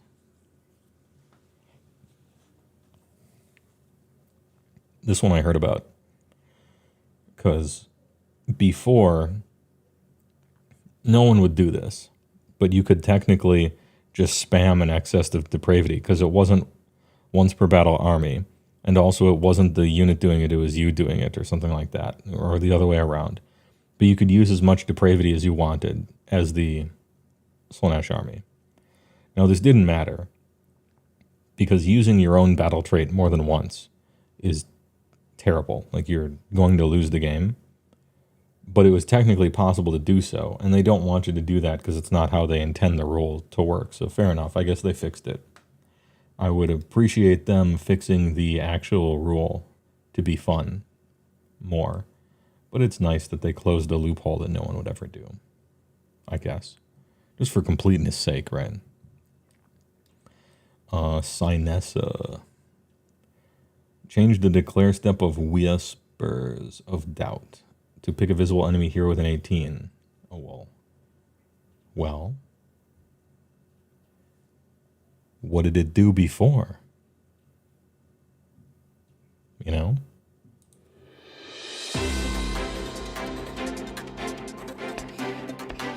We take a look at the tail of the tape. Some of them may be involved with exotic stuff, like dark matter.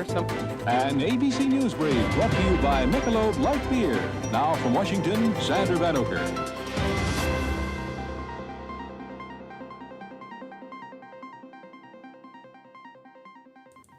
All right, special thanks to Sandra Van Oger. We'll look up we're checking the tapes on this one.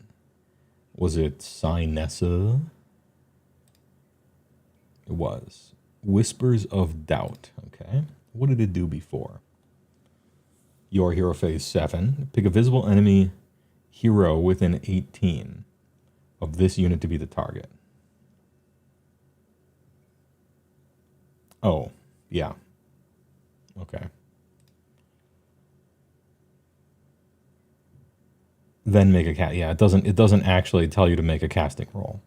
Obviously, you do make a casting roll because it's a spell, but it didn't tell you to, and we want the rules to be Turing complete. So okay, fair enough. Yeah, okay, true. It's a clerical thing, but you gotta, you want to be complete. Good work.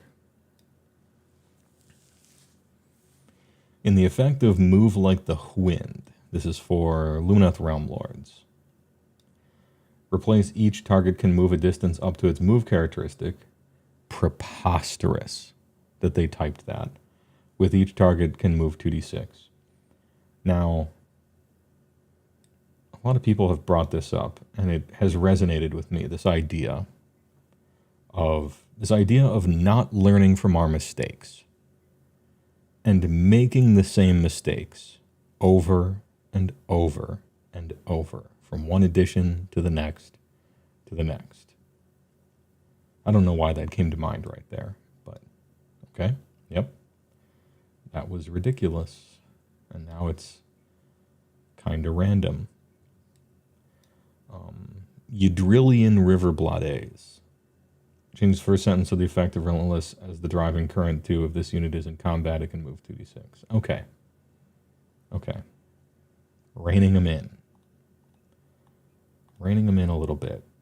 They still don't play Age of Sigmar whatsoever. But they're reining that stuff in. Great work. Hey, all right. An Order army forced to play like a Destruction army. You love to see it. Yeah, I mean, we got Death armies forced to play like Destruction armies. We got Order armies playing like Destruction armies. But, I mean, that's no big deal. If the Destruction armies are fun to play and good, then I don't care. Which is why I care. Desperate Remedies. Change the effect of Desperate Remedies to if an ability would heal 1 or more damage points or return 1 or more slain models to a diseased enemy unit, that ability does not heal. Instead, it is no longer diseased. I really thought that's how that already worked. You know? I played against Nurgle. I played against Nurgle in the tournament. I thought that's how that worked then. Man, I'm going to get a lot of mileage out of...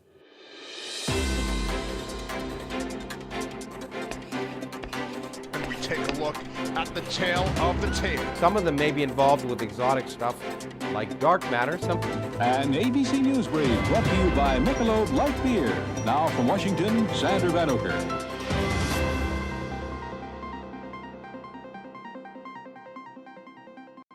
All right, Sandra Van Oger, appreciate it. Checking the tapes here. If a diseased enemy unit uses an ability that would heal or return slain models to it, instead of healing or returning slain models, the unit no longer has the diseased keyword. That is how it used to work. Okay. So what's the difference? We get to play the highlights magazine. What is the difference? Game. Well, if it would heal one or more damage points or return one or more. Okay. Which means you have to like succeed at using the ability, not just like you could heal some or something. Okay, we're cleaning up a little bit of language there. All right, fair enough.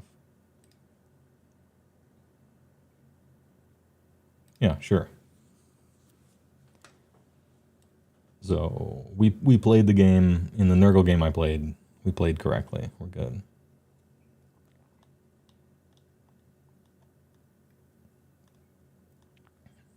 Now we get to Lord Croak. In the effect of Arcane Vassal, replace the next spell ability used by this unit with the next spell ability used by this unit this phase. Oh, okay. Yeah, all right. With the target is treated as the caster, and then add the following. Okay. The target is treated as the caster for the purposes of other abilities or spell effects such as Unbind or the Earth Trembles. Neat. Okay. Well, fair enough.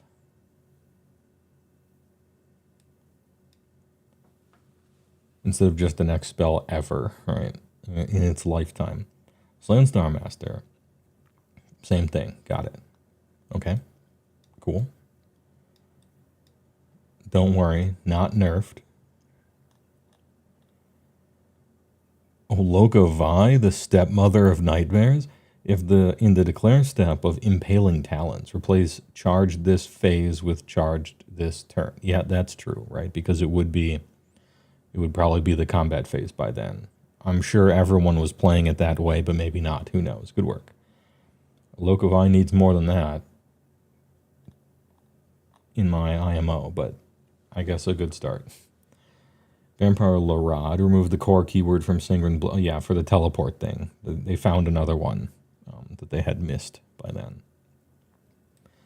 Belladama Volga, first of the Virkos. In the effect of Under a Killing Moon, replace, add 1 to the Ren characteristic of the target's melee weapons with. Add 1 to the Ren characteristic of the target's melee weapons, including companion weapons. Okay, yeah, So this shit does something now. Yeah. Companion is trash. But good work. Hey, do this with almost everything else in the whole game. Except for stupid mount attacks that are supposed to be weak. Everything else, monsters characters, monstrous mounts, get rid of it.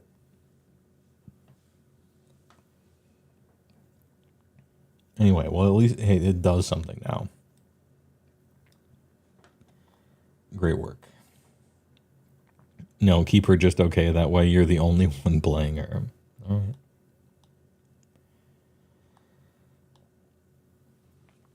Daughters of Cain frequently asked questions. Can a Sisters of Slaughter with Sacrificial Knives unit use the Dance of Death ability to move out of combat? Yes. All right. All right. They can dance out of death. This whole thing is new. Skaven. In the effect of the Plague Rat ability, replace Chanting Roll of 1 with unmodified Chanting Roll of 1. Yeah, because you do suffer a -1 when you're unleashing prayer, right? So fair enough. Armies of Renown. Thankful's Mutated Menagerie. The companion weapon ability has no effect on Mutated Menagerie units. They're doing it. They're starting to believe. Boys, they're starting to believe that companion was simply a mistake. Let's go. Good work. Hey, please enjoy. In Rampaging Demise and Spiteful Swarms, replace when this unit is destroyed with when this unit would be destroyed. Yeah, because that's the nomenclature you use. Fair enough. All right, good work. Every time they make companion irrelevant, I clap. And so, good work. Thanks for your patronage. Oh, the whole thing? Stormcast Eternals? The whole thing is new? Because you just got a book? All right. Praetors. Change the effect of Soul Bond to pick a friendly Stormcast Eternals hero to be this unit's Soul Bond charge. The unit can use this ability while it is in reserve. Yeah, so you can have them be in reserve and still have a bodyguard effect happen. This is huge. This makes Praetors great. Change the hit characteristic of Griff Charger's Talons to 4. I don't know if this was a nerf or not, but hey, all right. Stormstrike Palladors. Change timing of coordinated strike to your shooting phase, not any shooting phase, I can only assume. Sure. Hurricane crossbows, though. They were 5 up. Oh, nice. Hey, all right. Griff Chargers are more skilled and advanced than your average horses, I guess is what they're trying to get across here. Sure. Lord Vigilant on Morgrief. In the Vice-like grip. Remember Vice-like Jaws, that entire meme? Vice-like Jaws hit on 5s. 1 damage. The target cannot be picked as the target of commands with the target cannot use commands. Okay. Sure. In the Arcane Enhance Amont ability, change the first bullet point to the unit has a ward 5 up and fly for the Dea's Arcanum. Then add the following bullet point. If that unit is picked to make a pile-in move, move this manifestation instead. Yeah, sure. Mm-hmm. Dude, the Dea's Arcanum is cool. I think it's like, this is a cool manifestation. I don't have any further input on its power level. I just think it's cool that you can summon a wizard disc and get on it, and then you have a 5 up board and stuff. Like, that's cool. And the final sentence, if the unit on the platform is removed from the battlefield, immediately remove the manifestation as well. Yeah, sure. The Anvil of Apotheosis. Battlemount upgrades change the effect of Rending Claws to monster only. The hero's Mighty Flying Noble Beasts. Man, that's a long one. It sounds like the name of a Street Fighter 2 move. Mighty Flying Noble Beasts Claws. Or Flying Noble Beasts Claws that have a damage characteristic of 3. Sure, all right. Big claws. Path to Glory. Change something to something. Armies of Renown. In the roster options box, in the first bullet point, replace must be included and must be your general with this unit gains the War Master keyword. Hence, it must be included and must be your general. Yeah, fair enough. And then like a rules reference thing. Okay. Not a big FAQ, really. It's the FAQ that I suppose, and just errata and stuff that needed to happen when the Skaven and Stormcast books came out. We did a little bit of balance. We dipped our toe into balancing Lumineth over here. What does this mean for Lumineth and how they build and play armies? I don't know. I don't play Lumineth. If I had to guess, you probably only play the legendary guy and probably not the other ones or something. But maybe this time we'll learn moving forward. They will not be satisfied until you have 2 buttons to press, and one button is 9 months into every edition, a Lumineth army costs 40% more than it started, and you can only put 3 units on the table. Or playtest. Write them rules that aren't bullshit, not even playing Age of Sigmar. Challenge impossible, okay? Hey, great FAQ. Really good work. I look forward to the next Sylvaneth update. Like, not Sylvaneth itself, which seems really strong after the update. What I mean is I can't wait for the Sylvaneth treatment to hit about 10 armies, about 10 of the worst performing armies /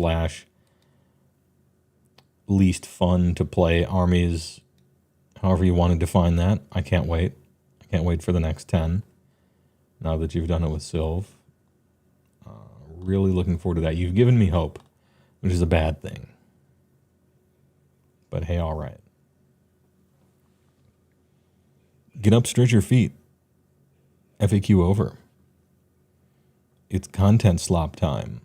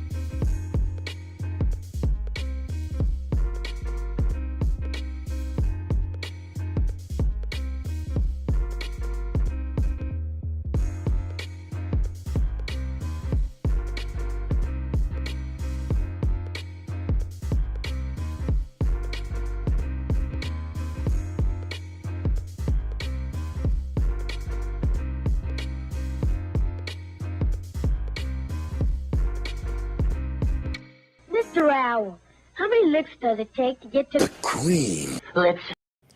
Oh, sorry about that. I forgot to turn that one off. Hey, all right.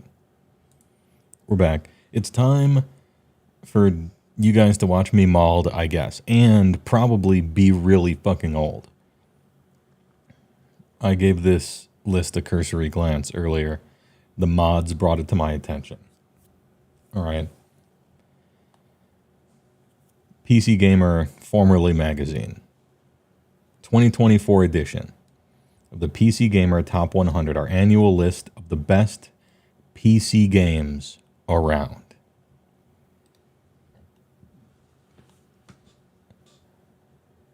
What goes on here? This isn't top 100 of just this year. This is top 100 all time. Let's check their methodology, right? Because, you know, we can't judge it by something that it's not trying to do, right? So, our scoring system. Quality, how good is it? A purely personal rating of its caliber as a game. 60%. So 60% is how good is the game. Importance, how noteworthy is it? Okay, so we're doing a historical cultural impact thing, right? How important is this game, right? So, okay, sometimes you don't bring this in, but if you bring this in, it means you're going to get a lot of older games, right? Because many of them were so impactful or something like that. But it's only 15% of the top 100 score, right? Impossible list, of course, but it's good to talk about. Hotness. How exciting is it? What? What do you mean, how exciting is it? Are you telling me there's going to be no real-time strategy games? We're banning Civilization and Roller Coaster Tycoon and stuff, where it has to be an exciting game? Road Warden, not in the 100? 15% is how exciting the game is. This is unfairly leaning towards exciting games. I'm insulted. I disagree with this, but all right. How exciting is it? Can you still be excited for an old game? What is it? What do you mean by hot? Anyway, playability, how playable is it? Yeah, I mean, that's fine. I think playability is probably also encapsulated in how good it is, but fine. Its accessibility to modern audiences. Uh-oh. And a measure of how easy it is to get running on modern systems. So the bad version of this is like if you're computer illiterate and you don't you go to a game on GOG and you Google old game I just bought patch, and then the first thing you click on, it gives you a patch so it works on your... Are they saying that that's too hard? Because this is a PC gaming thing, right? PC gamers should know how to open up a zip file, right? Or is it like this is the Neverhood and it simply doesn't work on anything but a Windows 98 computer, right? Or you can't even install it or whatever, what have you. 10% of the top 100 score, okay. Yeah, Vampire the Masquerade Bloodlines, I guess it might not be on this list because you can't play it without a patch. Neverhood mentioned, let's go. Douglas Tenaple. He hit it. Douglas Tenaple, what a run. Earthworm Jim, Neverhood. That's it. Nothing else ever. I mean, I guess Skull Monkeys, I guess Armor Krog, and a bunch of other stuff, but yeah. Hey, look, he made something great. If Neverwinter Nights runs like shit on my modern PC because it's 25 years old, I guess we'll have to find out. Too much weight to importance in this list stays stagnant. But it's the top 100 of all time. You know? That's a top 100 list of all time really should be stagnant most of the time. It's not every year you have a game that belongs in the top 100. Games have been around for a while. They made 100,000 games, probably more. Maybe 7 million. Stagnant. I don't think stagnant is something to fight against. You either have a top 100 of all time, or you have shit that's heavily weighted towards random recency bias for forgettable crap that won't be there next year. Anyway, I'm already yelling at Cloud. I haven't even seen the first one.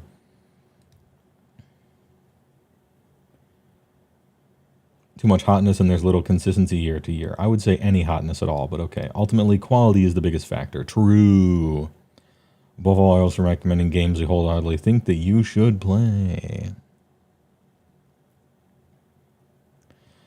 The sum of each game's rating is then divided by each voter, and those totals are run through a special formulae to produce the final top 100. So Obviously, they have a different methodology than I do. I would use the one that I know from film, or perhaps from like a historian who's rating the presidents or something. You can't really say how good something really was until you've given it about 50 years to see all the results of everything, like for presidents, or maybe 20 years or so for film. But I guess it's kind of a young medium compared to those two things. So we'll say 10 years or something. But yeah, I tend to think of it that way.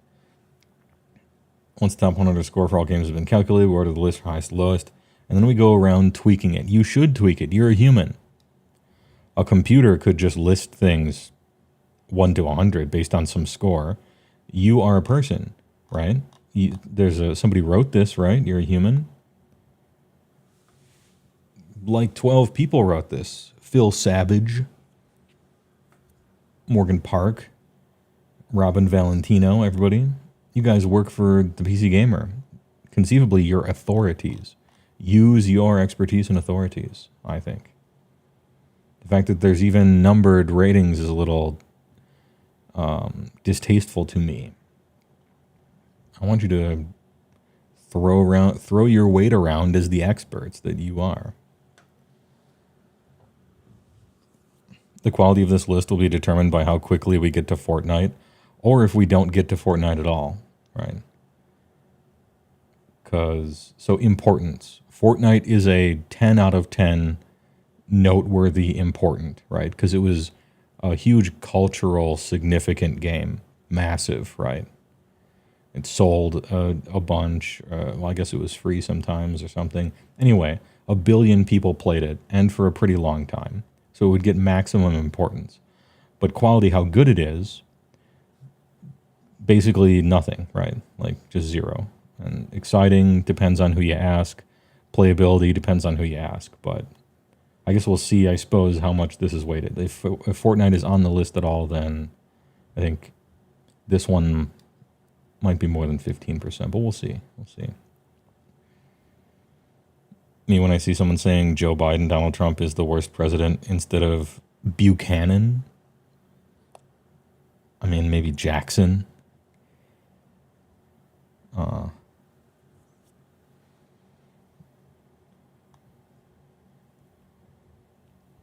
Yeah.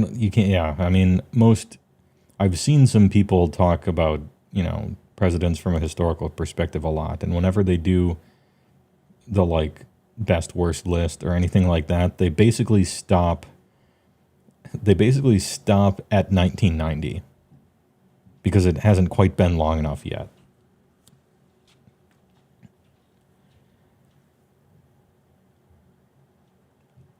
We'll only include multiple if we feel the games are different enough from each other to be worth mentioning both. Yeah, so like Doom and Doom Eternal are really different, but Doom and Doom 2 probably aren't quite different enough. Yeah, true.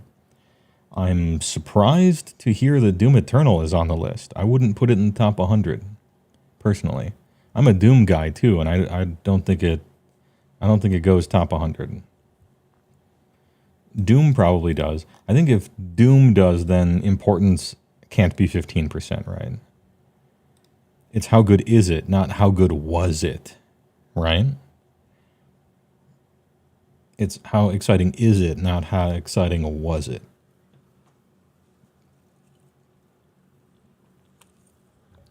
That being said, it's still surprisingly playable, actually. Okay, so if we're doing Doom, then they probably weighed this one a lot more, and so we probably will see Fortnite. I think Doom does deserve to be on the list, but I was thinking maybe it wouldn't because importance was so low.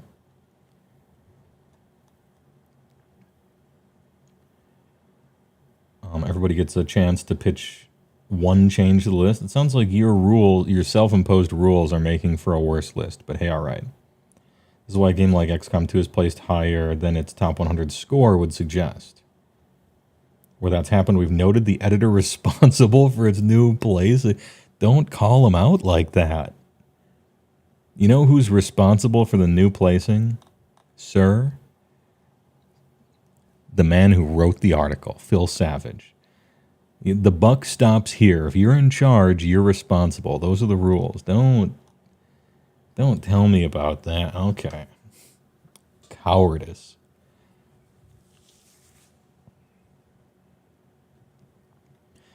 I have a very important question for everyone. In fact, I might do a poll. Do we have any mods? Do we have any mods still around to do a poll? Do I start at 100 and go up? Or do I start at 1 and go down? From a viewability standpoint, I could see one or the other could be kind of interesting or funnier or something. 100 and go up is way better. Okay. Because I'm thinking, like, if I start with 1 and go down, then it's funny every time I hit one that doesn't belong. But if I go 100 and up, then I'm going to keep talking about, oh, well, clearly we're going to hit this one eventually, and then if we never do...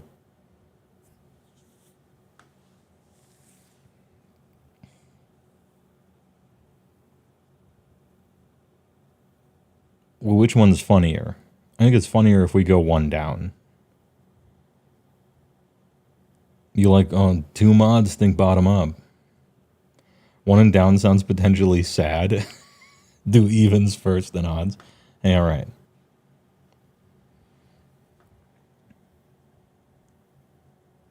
Buck stops with you, don't be a coward. I'm taking a public opinion poll, although this isn't a democracy.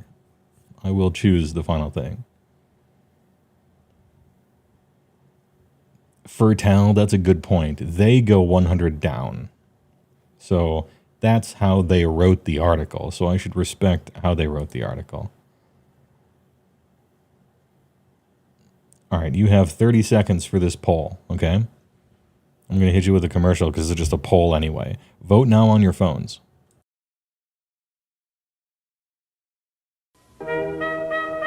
Right now, you could be savoring the rich, creamy flavor of angel food ice cream. It's the extra cream in angel food that blends all of your favorite flavors so they're always smooth and creamy, never pointy. How about some rich and creamy angel food ice cream right now?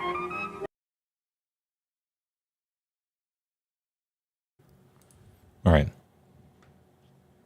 And the poll is done. 100 to 1 has won. But it was kind of close. It was kind of close. All right. This is still my decision, though. And I'm going to choose to follow the advice. 100 Valheim. Released 2021, early access. Is this game still in early access?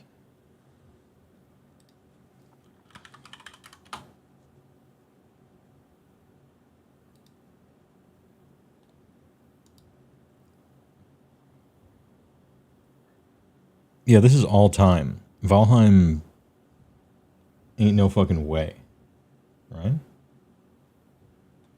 The game isn't even out yet. Get this trash. Yeah, this list is cooked. We already know, okay? I'm not saying it's a bad game. I've never played it, and I don't know anything about it. But it's in early access 3 years after 2021. It's not even... You didn't even release the game. Fuck off. This list... 2021? This list was written by people who might not be old enough to remember good games. Oh, okay. It's still brilliant. What do you mean still? It's not done. It's in early access. Yeah, the Zoomer list. All right, Guild Wars 2, no. No, disagree. I played it. I played Guild Wars 1 as well. Not in top 100. No.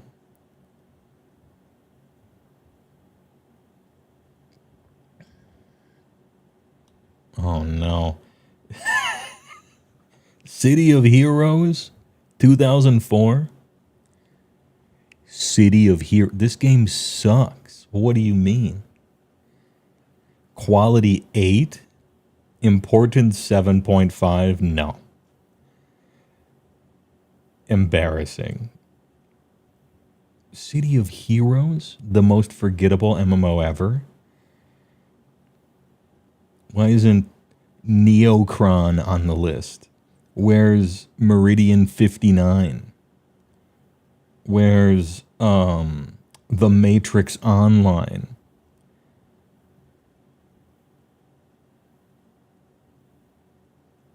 Where's City of Villains? Surely City of Villains is higher up than City of Heroes.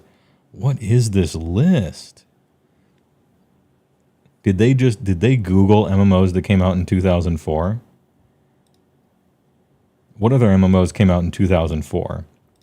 World of Warcraft, EverQuest 2, and City of Heroes, I think, were the 3 MMOs to come out in 2004, if I recall correctly. Is there like they had to include a certain amount of MMOs and they just couldn't remember? They couldn't think of anything else? This is terrible. Oh no. Dave the Diver. 2023? No, this Dave the Divers are forgettable. It's really a blip in history. Of all time? I don't think so. I know people liked this game and everything, but I don't think it's noteworthy. It came out last year and it's already one of the best games of all time, number 97. Literal Oscar bait game. Where's Saga of Rhizome? Where's Star Wars Galaxies, both before and after the buyout? Oh, was EVE 2004? You might be right. When did EVE Online come out? 2003. You were very close, Dad Bod Napgod. Where's Advent Rising? Where's Savage? Where's Shadowbane? Huh? Where's Ultima Online?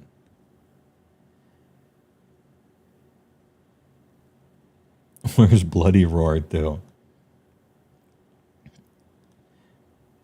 Vampire the Masquerade Bloodlines. Playability 4. Okay. I'm surprised this made it on the list. I wonder if I agree if it should be on the list. I really liked Vampire the Masquerade Bloodlines when I played it. I didn't play it in 2004. Although I got it in 2004. It had to be fixed before I could play it. Yeah, the only screenshot people know from this game. Yeah, this game had, at the time, wonderful writing. It was completely unplayable for basically a long time. I don't know if such a flawed, unplayable mess, even if it was good once you fixed it, makes it into the top 100. Each year Stone Keep was in development is its own entry, yeah. I mean, I liked the writing in it when I played it.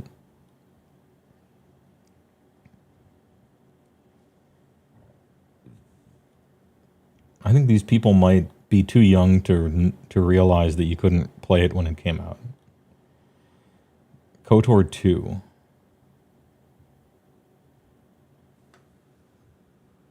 Okay, so it means that KOTOR 1 isn't on the list because it's not as different as this one. This is pretty low. 95. Okay. Hotness 4.5.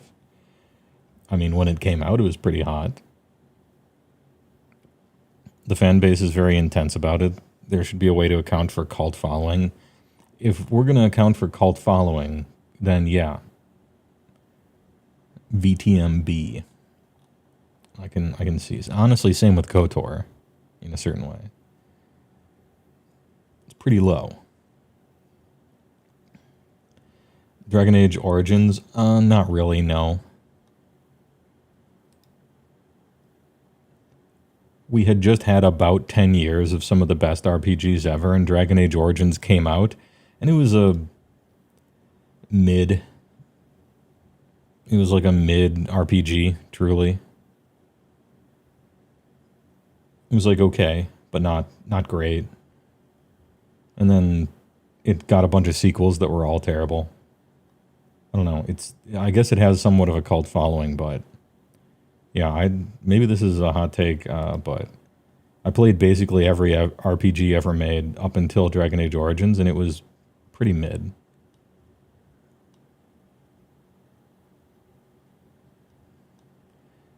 The other ones, like Dragon Age 2 was awful.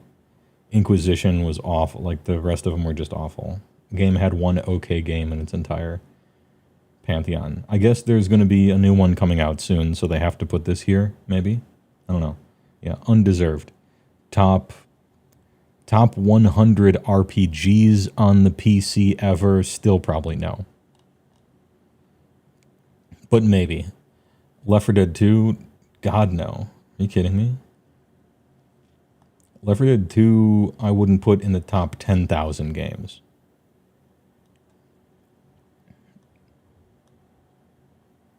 Slop.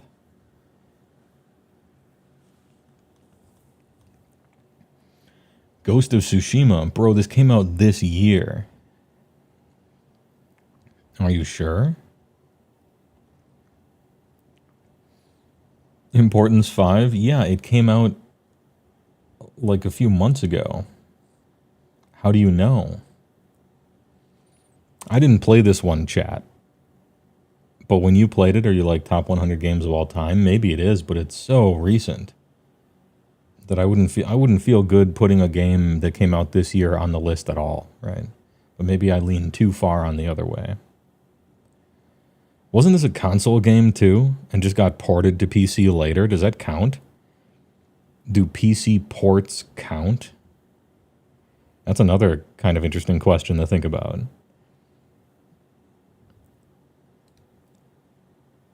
In a vacuum, I'd almost say that PC ports don't count. Or at least heavily discounted, or they lose a lot of points for it. Because it's supposed to be the top PC games, not the top games that happen to eventually get onto PC after they were a console game.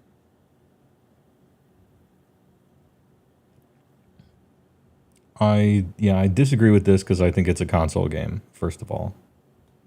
And second of all, it's too recent. Dead Cells.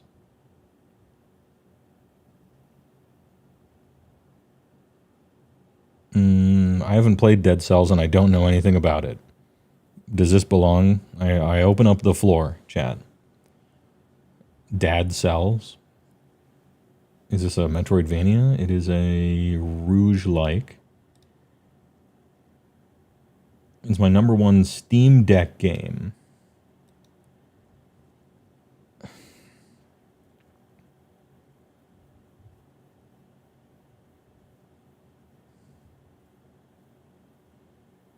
Talk about a bunch of DLC it got. It's cool, but not top 100. Rouge-like, cel-shaded. I see the picture. Boss looks cool, I guess. Okay. Yeah, I haven't played it, so I can't really say. Outer Wilds. I don't know this game.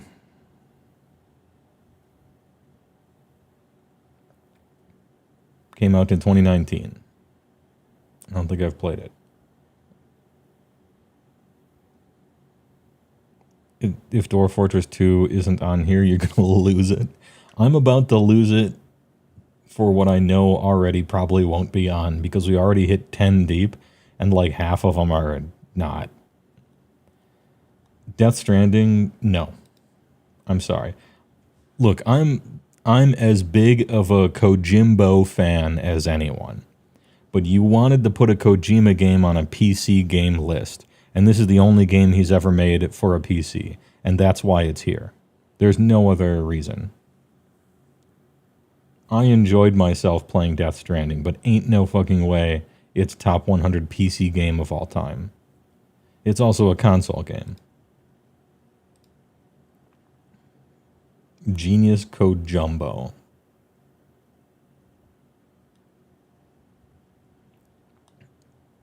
You put Death Stranding on this list for like clout.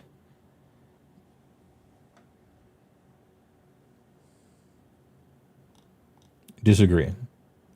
Pentiment. Who? Literal Who the game? Yeah, I don't know anything about it. It has an art style I hate, but I can't say if it's good or not. Never heard of it. Came out 2 years ago. Case of the Golden Idol. Literal Who? Never heard of it. Okay, damn. I thought I was going to know a lot of the top 100 PC games of all time, being an avid PC gamer for the past 30 years, but I guess not. I'm out of touch. I've never heard of this either. Make sure to buy the DLC too. Okay. Ultra Kill, no. Sorry, Frank, but no. If we're seeing Ultra Kill on this list, then we have to see so many first-person shooters that my head will spin. We got to see Blood. We got to see Quake. Possibly Quake 3, UT2K4 maybe. Doom. Dookie Nukie. Perhaps the first Fear at the time. We got to see a lot of shit before we get to Ultra Kill. Also early access. It's not out. I like New Blood Interactive, okay? I like them. But no way. Destiny 2? Don't embarrass me. No. Top 100 game of all time. When are we going to get to the good games? Okay, Ultra Kill was fun. Destiny 2?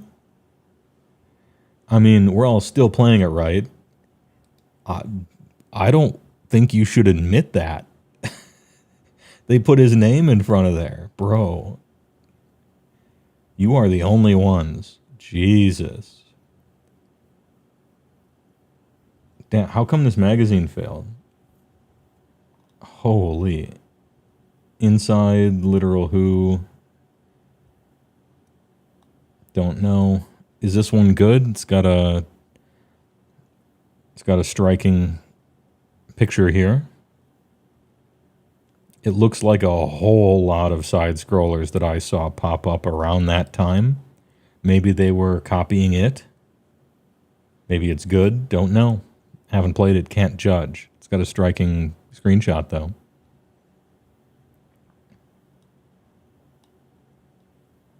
Sid Meier's. Okay, so they had to put Civilization somewhere, and they had to put some Civilization game somewhere, and they chose 83. I haven't played Civilizations. Is 5 the one everybody says is the fucking one, or are they being silly again? I'm not a Civilizationer. SG Arcade says Civ 4 is the one. Any other Civ players? You can't imagine that there's another Civ, right? Because they're all too similar, probably. Anyway, yeah, I agree. Some Civilization game had to be in the top 100. I agree with that. So, yeah, fair enough. If you're new to the series, Civ 6 is probably the one to play. Then put Civ 6 on the list, sir. Definitely Civ 4 it is. Says, okay, we got 2 people now who said Civ 4 is definitely the one. All right. Is this the first one I've agreed with? Can we keep track? Hold on. I won't do this any more than once. I'm going to say how many times I agree and disagree. All right. And we will only track the agree. Because from what I've seen on this list so far, we won't need to track the disagrees. We'll just subtract.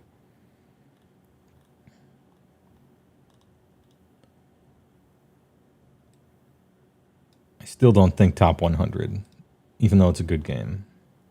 KOTOR 2. 1 agree.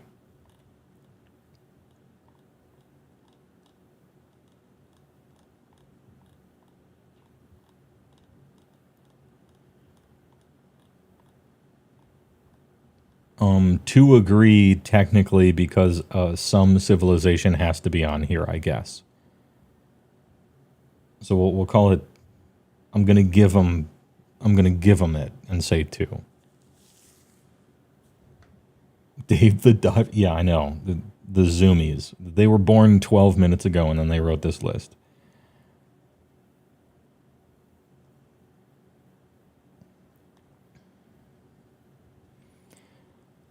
What does it mean when a title has promoted by X next to the list? It means that, here, we'll get one that says promoted by X. Anyway, I don't know. I can't find any. It means that somebody on the team said the game should be higher, and they listened to them. Everybody got one of those.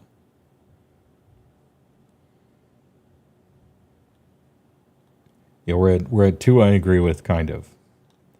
Hotline Miami, no, honestly, didn't make that big of a splash. It was like fun, but yeah, I don't think so. No, disagree. Maybe the aesthetic took off, kinda, around that time, but nah. Why don't we agree with Alter Kill? Because I don't think it's a top 100 video game of all time on the PC. It's a good game and it's fun. But it's very not top 100 of all time. Only 15% of it is industry-altering splashes and stuff, right? But, yeah, I don't think Alter Kill gets that.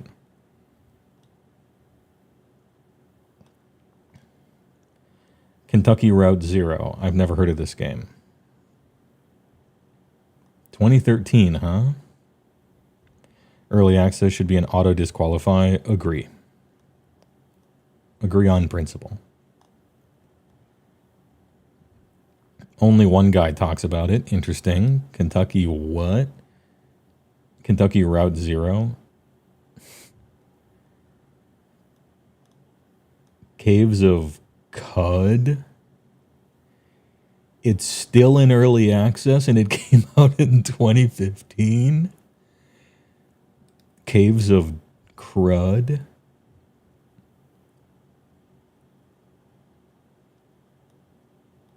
Baldur's Gate 2. Interesting. Does this mean no Baldur's Gate 1?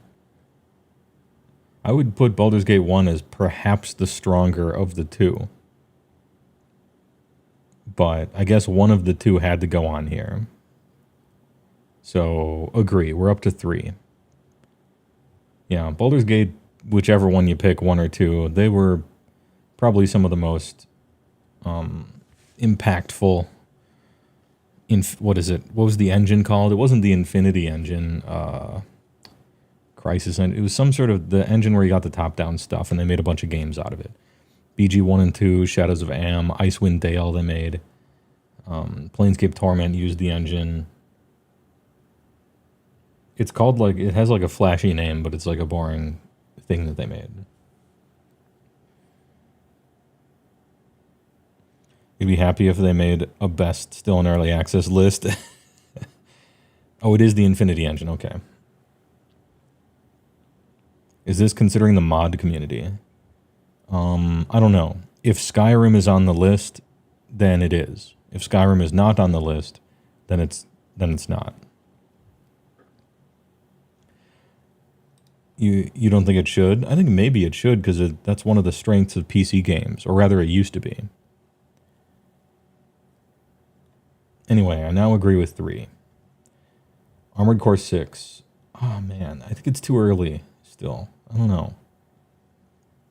I really don't think top 100 games of all time. It's very good. I like it. I played it.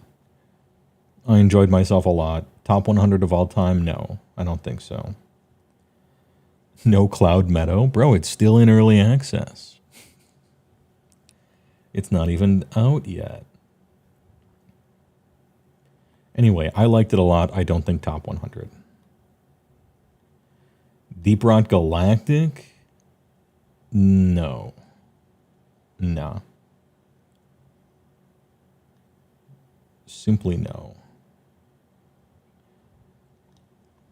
Dishonored 2. People have said good things about this game. I've not played it, so I can't judge.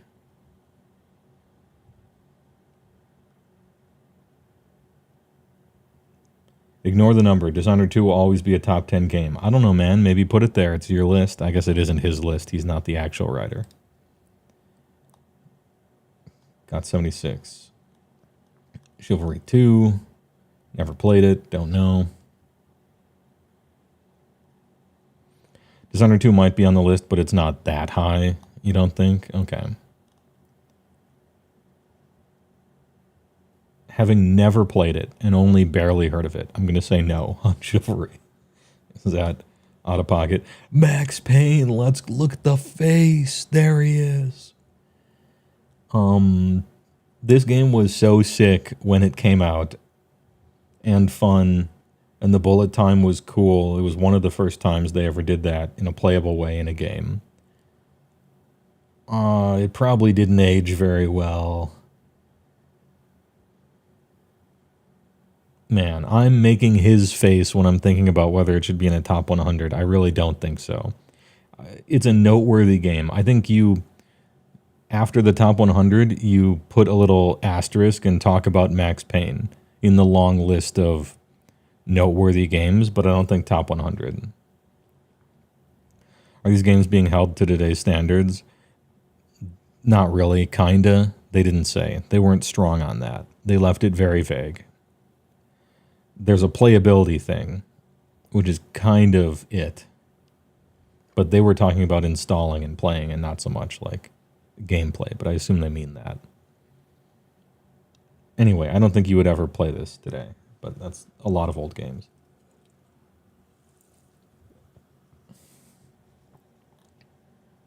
Papers, please. No.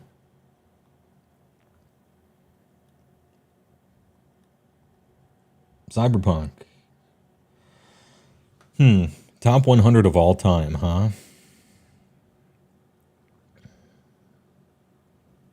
Of all time. So much work was put into it, and you can tell.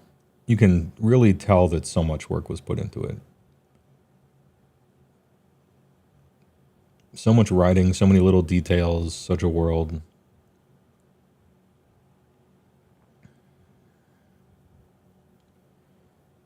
That's a pickle. I'm not sure on this one.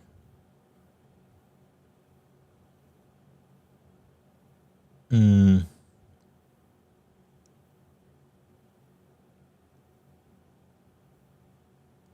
main plot was had some issues, you know.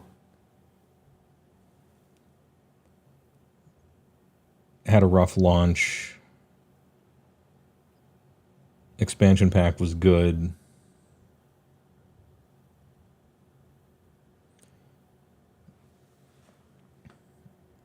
I would be willing to give it number 100, I think. I might give it number 100. I'll think about this one. We're still at 3.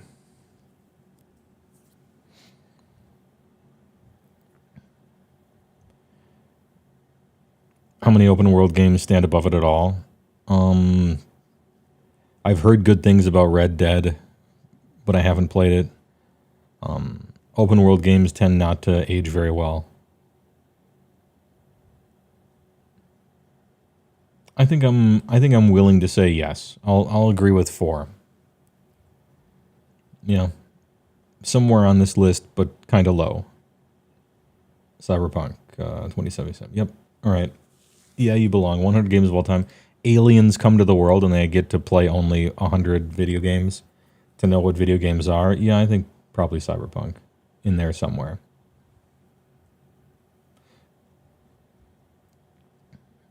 Really good. Alien Isolation. Who? Oh, 2014. I disagree. Original Alien versus Predator, maybe. But still no.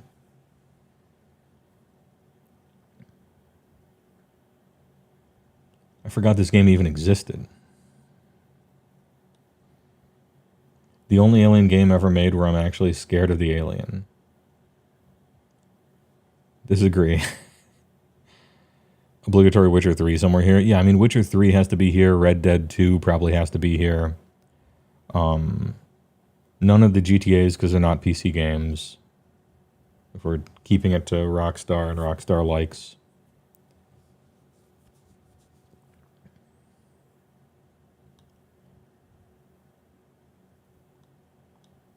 Strange Horticulture.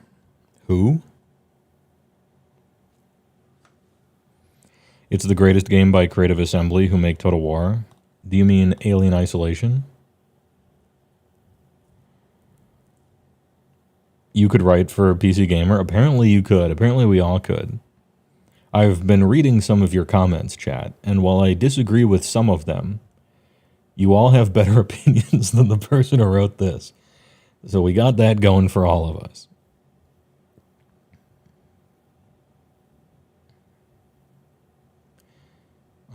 Anyway, top 100, I don't know, but I don't think it's bad. Strange Horticulture, I've never heard of this. Who? They're making a second one because they keep fumbling the Total War bag. Try making a good Total War game then. I don't know. Strange Horticulture is a great game. I was going to say it would have to be on this list, but that's been proven wrong so much that now I'm second guessing everything I haven't heard of on the list. It's my problem now. At least somebody says that this is good. I haven't heard of it, so I can't say. But I appreciate someone liking it. Signalis. I liked Signalis. I thought it was unbelievably charming, and its PS1 era graphics really spoke to me as an old fucking man. And its lesbian love story really spoke to me as an old fucking man. 69. Nice. Top 100 game of all time. I don't know about that one, Chief, but I liked it. Give it another 5 years, and we'll see.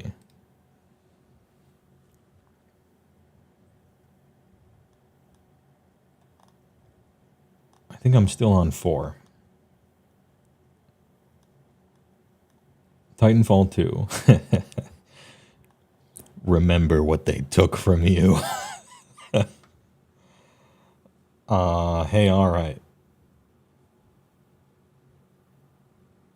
I don't think I played this one. But the way that Titanfall people talk about it. Titanfall 3. Right around the corner, don't worry.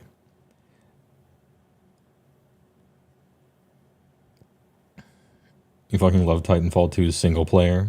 The multiplayer is still alive. Let's go.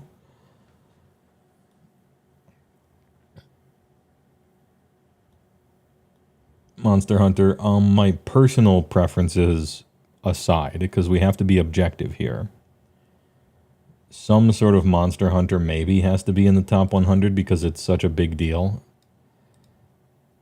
Maybe, but I don't like Monster Hunter games. So, there's my personal preference there. I'm just not particularly impressed by the games. They look cool. I like the armor. I like the food that they cook. Gameplay looks boring to me.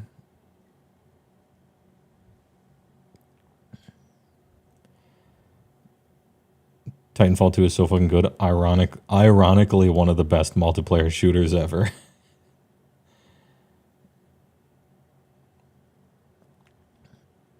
Kerbal Space Program.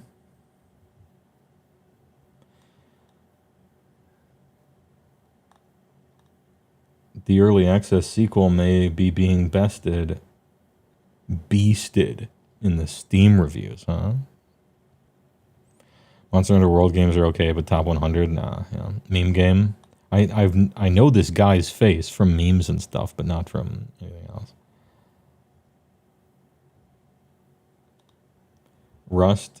Oh, I didn't know this was top 100 streamer games of all time. Get this shit out of here. Trash. And take your programming language with you. Learn how to do math. One person in chat will get that joke. Diablo 2. You probably have to write Lord of Destruction as well for this, for it to make any sense. But yes, top 100 of all time, for sure. As a claim to fame, Diablo 2 Resurrected is actually more fun and a better game than Diablo 4. 24 years after it came out. So, yeah, easily belongs in the top 100.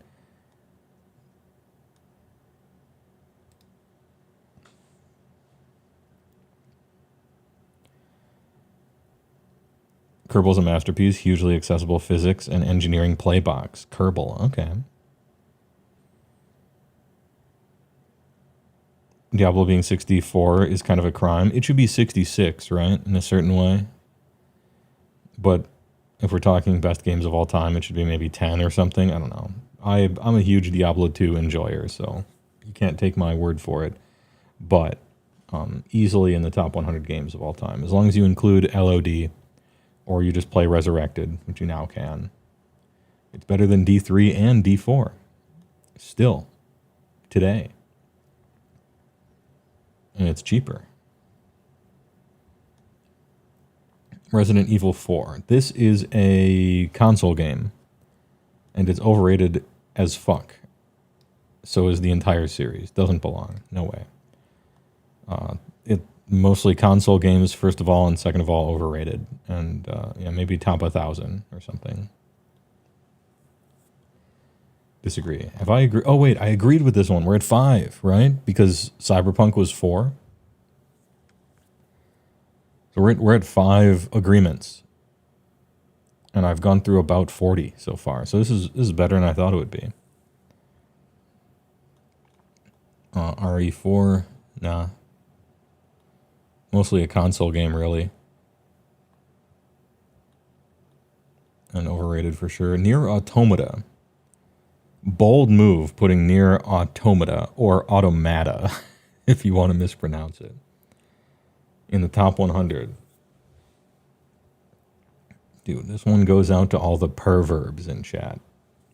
With maybe the greatest ending to a game I've ever played. It might have the best ending. I'm not sure. Top 100? Yes, as number 99. Or 3, one of the two. We're at 6. We're at 6. This is where the list turns around, okay? We got Diablo. We got Nier Automata. Where everything changes from here on out. It's going to be hit after hit. Yeah, see? I think Team Fortress 2 does deserve to be on here. I admit I'm pushing the importance, like the cultural significance, maybe, on this one. But yeah, we're at 7. We're at 7 here. Probably the only noteworthy team game besides Counter-Strike, right?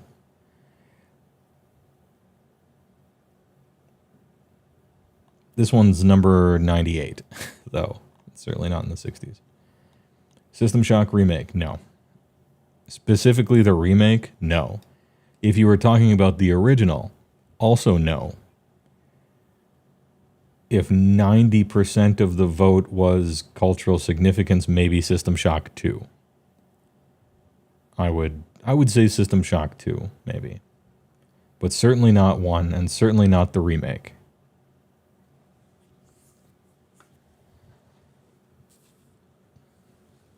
If Nier Automata is 99, then Cyberpunk isn't on the list at all. I was trying to compensate for my personal bias of liking Nier Automata very much. Probably more than normal people. Anyway, trash. Unavowed.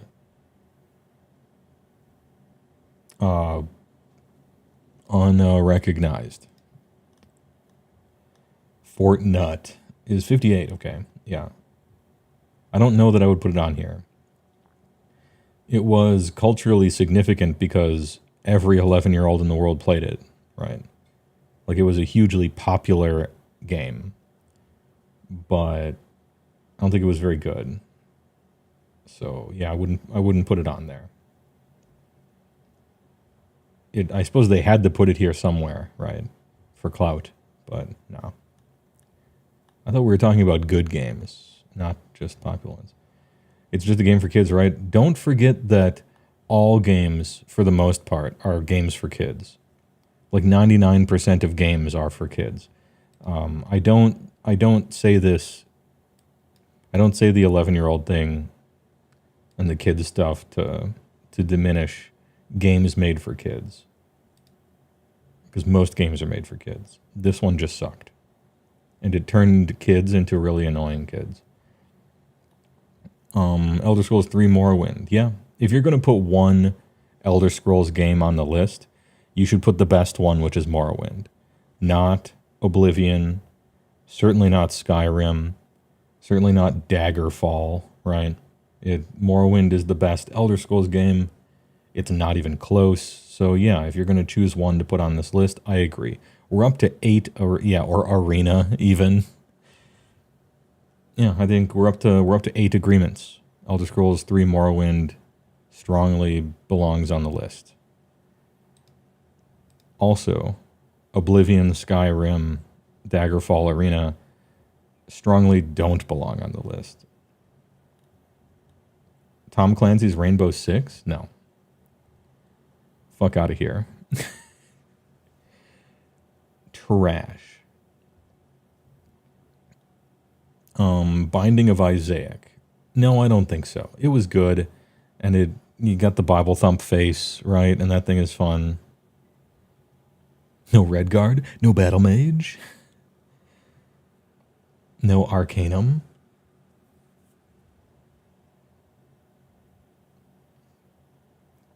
Anyway, I don't think so. It's a charming game, though, and good memes came out of it. But no. Warhammer 2 Vermintide. No.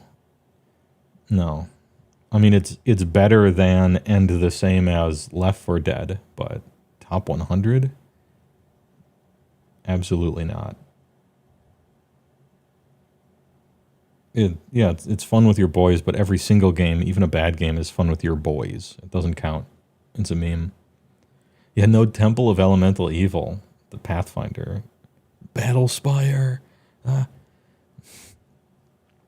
Is this the only Warhammer game that makes it on the list? I think so. No way. Hold on. I bet they're going to... Are they going to put Space Marine on the list because it just came out? I don't think any Warhammer game actually makes it onto the top 100, if I'm very honest.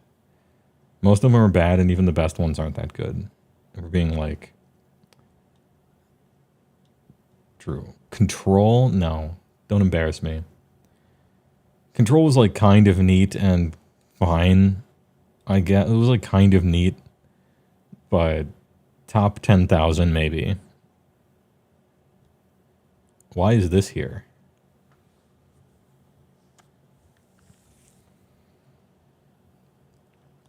Weird. Wielder Myth, never heard of it. 2021, don't know.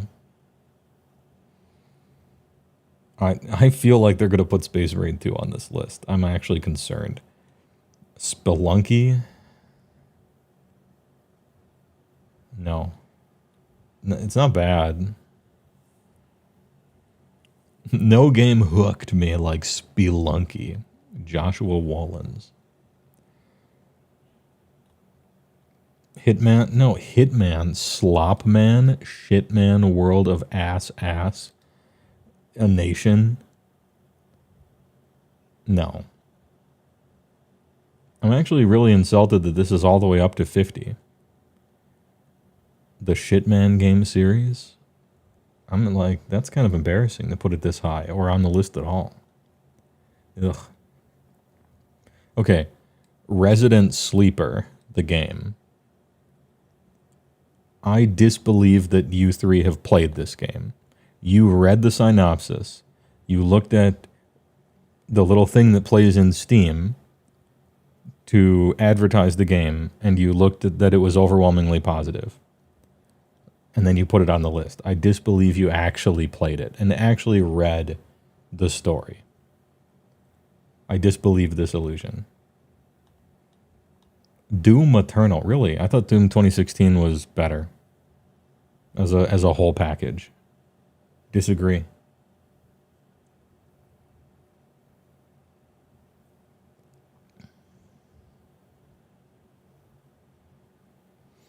I feel like your takes are extremely inflammatory, but luckily you shit on all games except for my favorites. Hey, you gotta do the interactive thing. How many have HeyWoah has actually agreed with so far? 8. I liked Doom Eternal. I played it. It was fun. It was harder than 2016. But they micromanage what you have to do a lot more and also too much. And they forgot why 16's story was good. And the music wasn't as good in my opinion. Yeah, I think 16 is better. So I have to disagree even though I liked both of them. And if only one makes it on the list, it's Doom 16.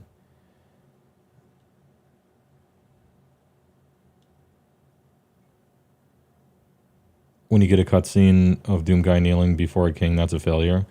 Let me help you.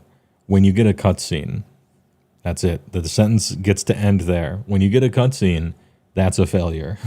That's it. I will forgive one cutscene besides the opening cutscene. And that's the one where you get to the door and you look in the elevator and you cock the shotgun. There should be no other cutscenes besides that in the whole game. But anyway, true and real. Frostpunk. I don't think so. 47. Frostpunk better than Doom Eternal. Better than Nier Automata. Better than Hitman, World of Assassination. Frostpunk. Forgettable. Better than Diablo 2. No. Into the Breach. Never heard of it. So I can't say. But after seeing some of the other ones on the list way farther down, I can't help but think probably not. But alright.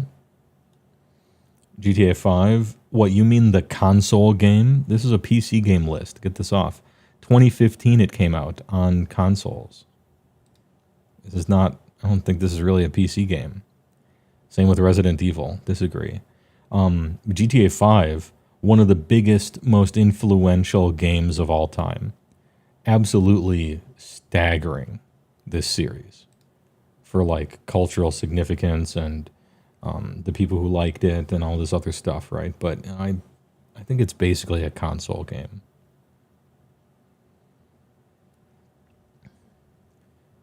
That being said, I guess since being a console port gets you on the list, it has to be here because GTA 5 is just like, if you think Fortnite is big, it's nothing, right? Compared to GTA 5 culturally. Fucking game came out in 2015. Anyway, fair enough. I won't complain about it, but you don't get a number 9. Maybe you should. I don't know. Is my will breaking down? It's 100% a PC game nowadays because mods from PC community keep it alive. Oh, could be. We're counting mod community. GTA 5 belongs on it. Yeah, okay. All right. You get this one, but next one I'm going to be harder on. 9. Agree. Douche Sex, aka Deus Ex. Yeah, I think so. This one also was very hard to play when it came out and required a million fixes. Not quite as much as Vampire the Masquerade Bloodlines. But yeah, if you're going to include any Deus Ex, it's this one. Almost unplayable nowadays, for sure.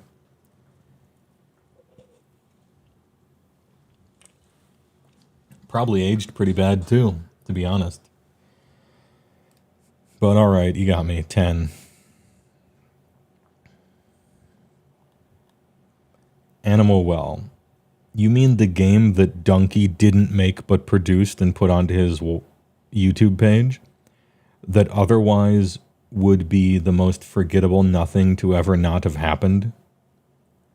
No. It came out May 9, 2024. This list, no. Of all time.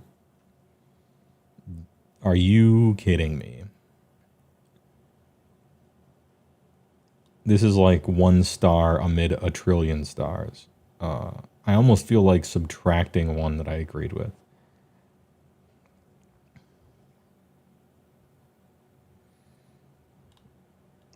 Prey. I disagree. Simple as. Disagree. Not 100. Yeah, they put this on here so that they could get an interview with Donkey for absolute clout choice.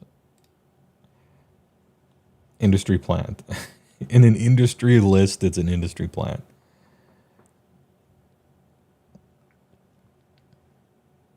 Top 1,000? Yeah, I think so. I think probably top 1,000, which is good, but not 100. Nowhere close. Divinity Original Sin. Haven't played it. Everybody says I should.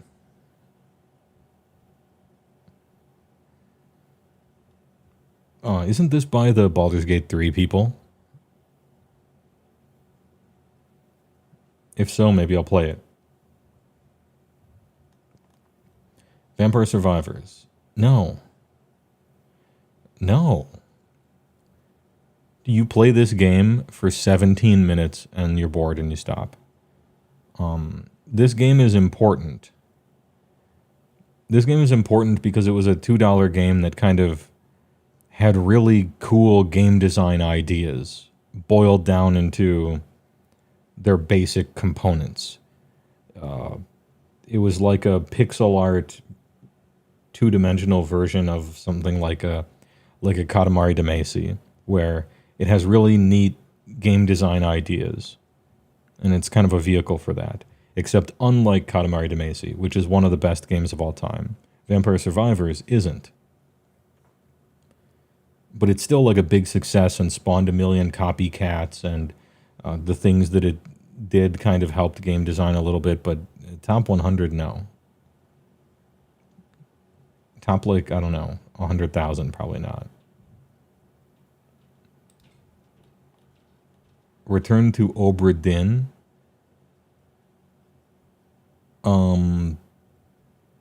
Return to the Steam store. Who are you? Am I making fun of a good game? Like, what is this? Really never heard of it.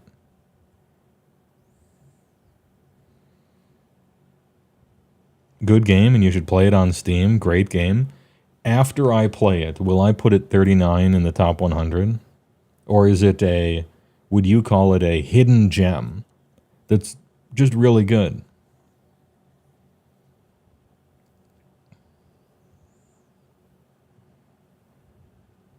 Absolutely not 39, but good. Okay. Because I'm looking for hidden gem arts.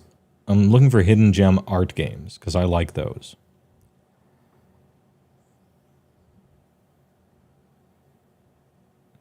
It's not 30 spots higher than Diablo 2 or anything, but it's good. Okay. Put this one on the maybe pile for weekend, for waifu weekend. World of Warcraft, 38. I don't see how you put World of Warcraft anywhere but closing in on number 1. You know? The cultural impact was bigger than any game ever.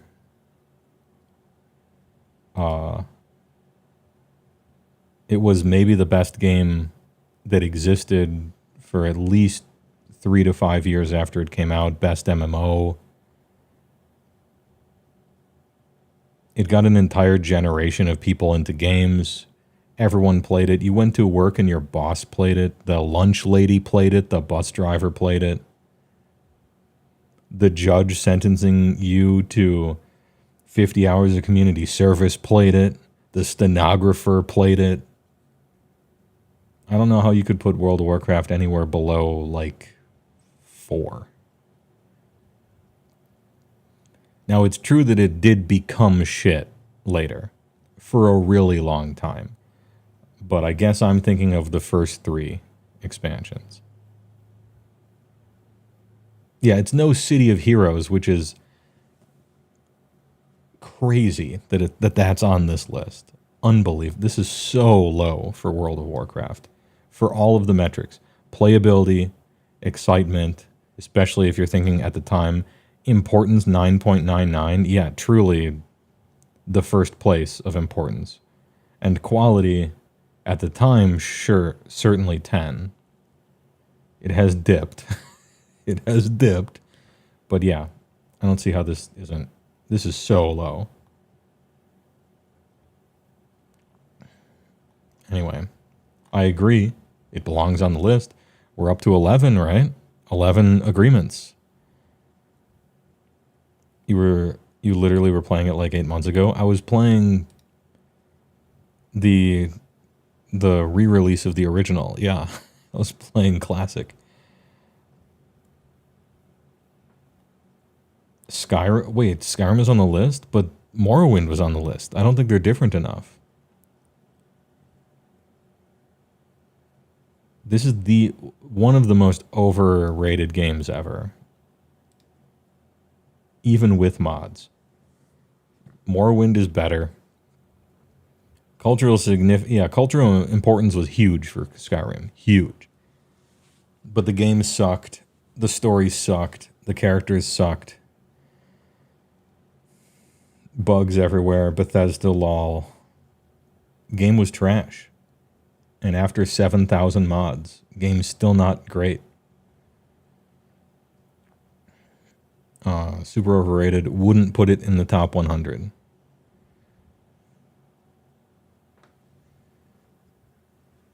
I never finished Skyrim's main quest.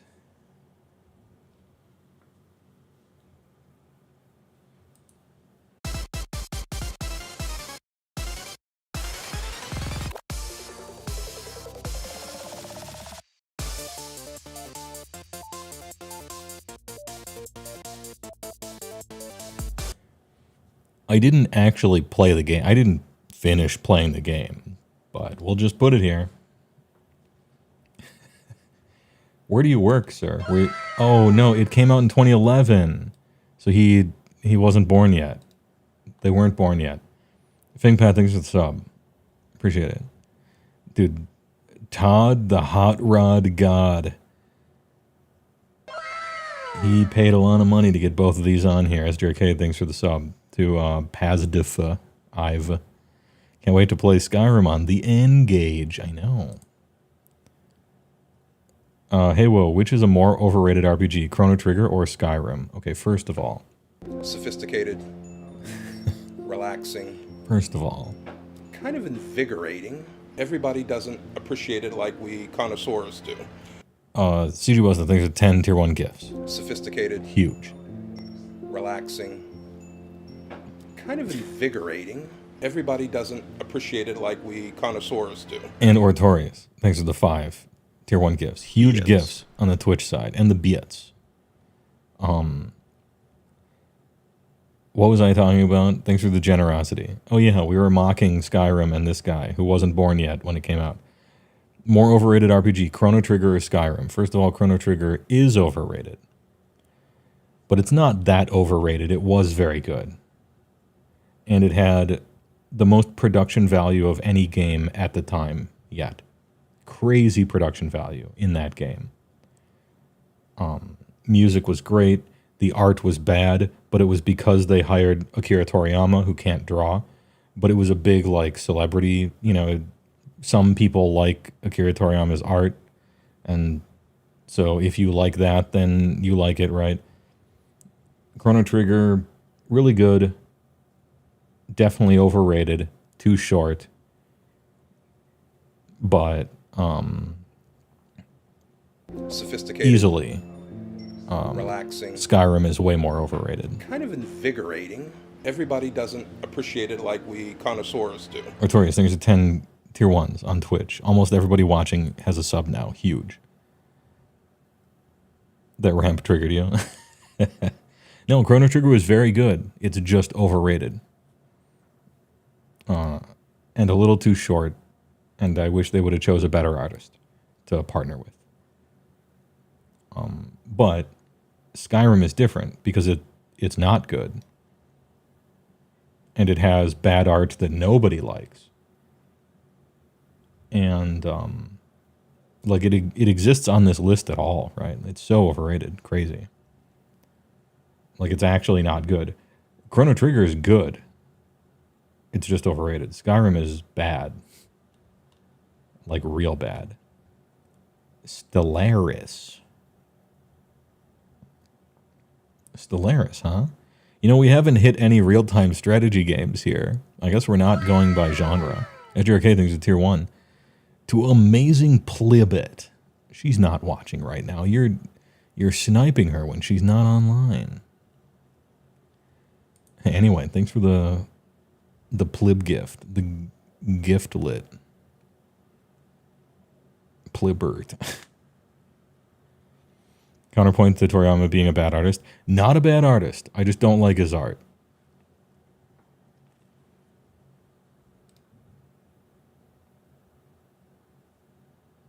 Is he gone?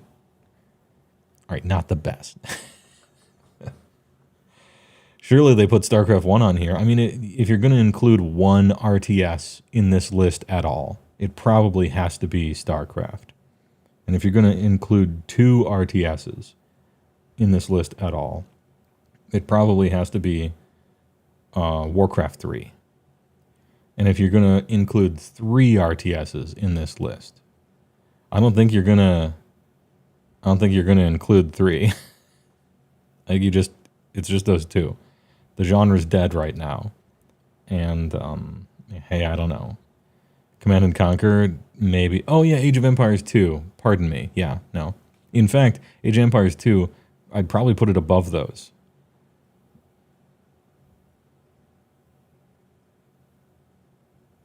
I mean, StarCraft created an economy. And Warcraft 3 created half of the best-selling video games right now. But Age of Empires 2 was the best actual RTS. So, yeah, I'm going to say StarCraft 1, Warcraft 3, and Age of Empires 2. 200 bits. If you don't see either Total War Rome 1 or Medieval 2, we riot. You shouldn't, but if we do, then that's just typical for this list. Am I right? Anyway, thanks for the AoE actual RTS. What do you mean? I mean that Age of Empires 2 wasn't the type of, how do I put this, culturally significant massive hit like StarCraft 2 and Warcraft 3 did. Like Warcraft 3 spawned all sorts of stuff, huge sales, right? StarCraft spawned all sorts of stuff, huge sales. Age of Empires 2 is just like amazing. It's just like a really, really good game, and a lot of game design built off of it later in behind the scenes sort of ways, and the people who worked on it, and a big sale and everything, but it didn't have like created Dota and then League of Legends kind of aftershocks of it existing, right? That's what I mean by that.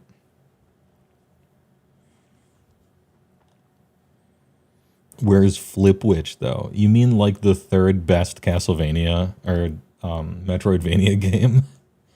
Which I don't know. Is that sadder? Is that sadder for Metroidvania as a genre, or is it impressive for Flipwitch? I'm not sure. What is the thrust of this list? Most important PC games ever made? That's only about 15% of the votes. The others are for just like how good it is of all time. Like good games of all time. Grading Dota should lower your score. I agree. Same with League. More so for League, but only because League is more popular. And anything that we can change in the past to stop MOBAs from existing is a net positive for all of video games, for sure.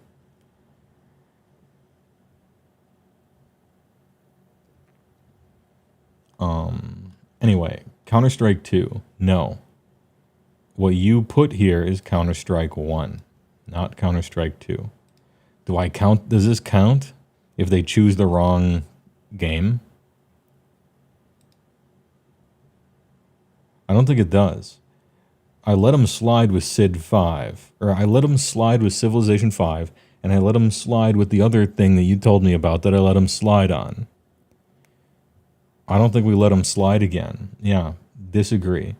Yo, I know it just came out, and you guys weren't born yet down here when Counter-Strike came out, but it was CS Source. Get out of here.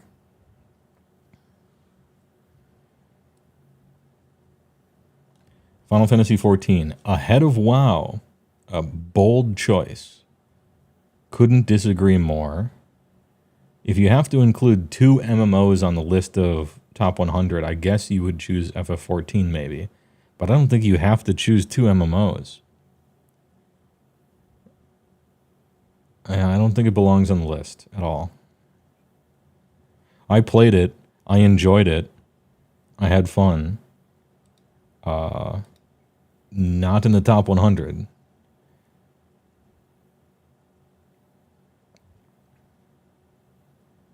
I mean, it gets my respect for coming out and being the worst game ever and then them apologizing and remaking it and making it good. Respect. But no, not top 100.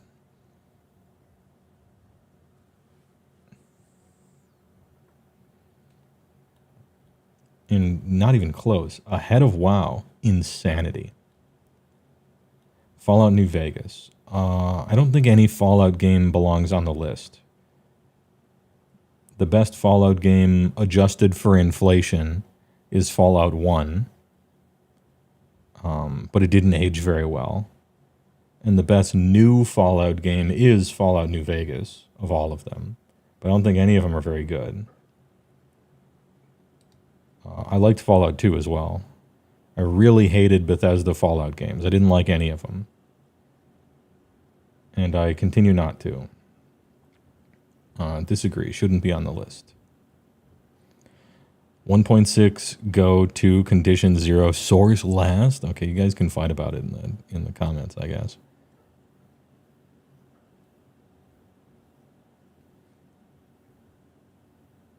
A Fallout game doesn't deserve to be on the list? Yeah, of course not.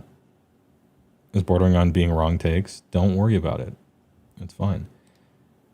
Fallout 1 had really cool ideas and was interesting and funny, kind of acerbic at times, sarcastic. Gameplay was kind of chunky even back then. Similarly, Fallout 2. And then Bethesda took it over and has only ever made slop. Fallout 3 was trash. 4 was trash. Like, don't even play it, just slop. Fallout New Vegas had some of the people from old Black Isle, but not enough to make it really great. And unfortunately, they had to write a Fallout game instead of a more interesting setting. Fallout 76 was like it's all, yeah, Fallout is a bad series now. Yeah. Don't like it.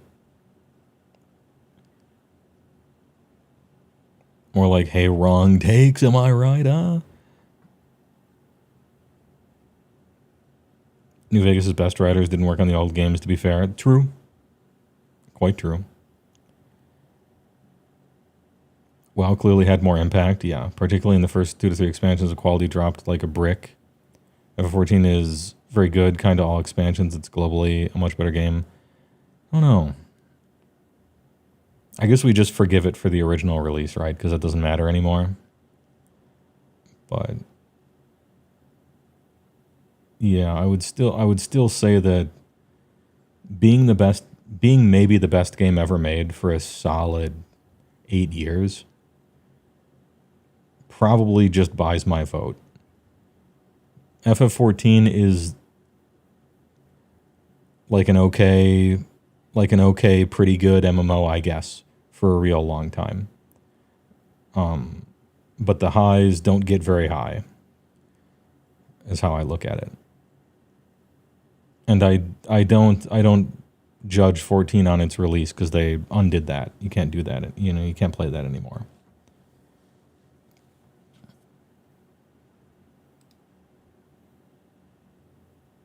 Putting New Vegas above Diablo 2. Yeah. You still think EverQuest is better and you'll die on this hill? I think so too, and we're both wrong. But I think so too. I've played Final Fantasy XIV a lot in the past, and I played WoW a lot in the past. And I had a choice of playing Final Fantasy XIV for a while or playing the first 3 expansions of WoW, and I did the latter in a millisecond, and I had the most fun ever. And to this day, I play EverQuest every once in a while, or rather, my robots are playing it on the 3rd monitor with macros. But that kind of it makes us too old to be able to judge this stuff.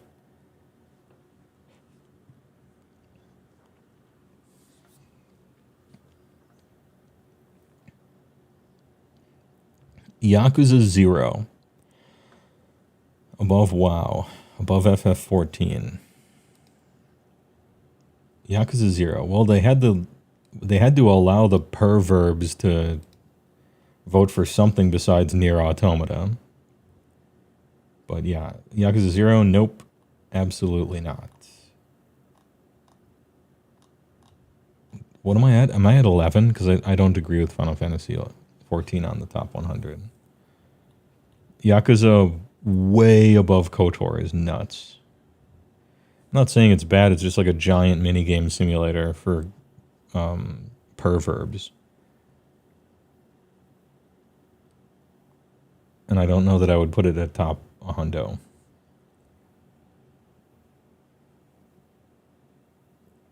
Yakuza. You think cross-platform stuff should not be on the list? I basically agree, but they clearly flagrantly disregard that, so we just have to kind of accept it. Which I did for GTA 5, right? If Baldur's Gate 3 isn't top, you're a delete System 32.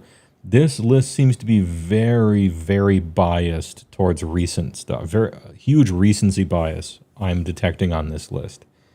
And so I'm guessing Baldur's Gate 3 is going to be super high. Now, Baldur's Gate was already on the list. It was Baldur's Gate 2, but I think that one is probably different enough. StarCraft 2. No. Not even StarCraft fans agree with you. Dude, StarCraft 1. Ain't no fucking way StarCraft 2 is considered, even today, better than 1. By any metric. Everyone point and laugh at these. No. Embarrassing. Maybe they'll still put StarCraft 1 on here. Just a bit outside. I mean, I don't think really either of them maybe. StarCraft 1 at least had a lot of cultural significance. But yeah, no.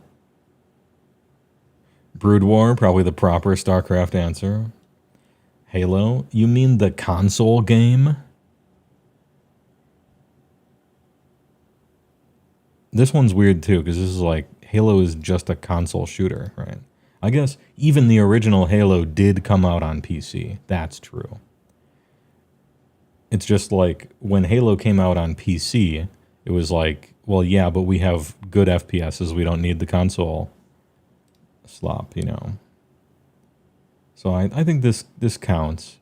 Even back in the day, you could play Halo 1 on the computer pretty close to release. This one is weird because it's the Master Chief Collection. I don't know what that includes. Would I put any Halo game in the top 100? No. Certainly not. Maybe for consoles, I would. But not for PC. So another hard disagree. Speaking of most overrated games ever, Halo, for sure. Planescape Torment, really high. Very surprised.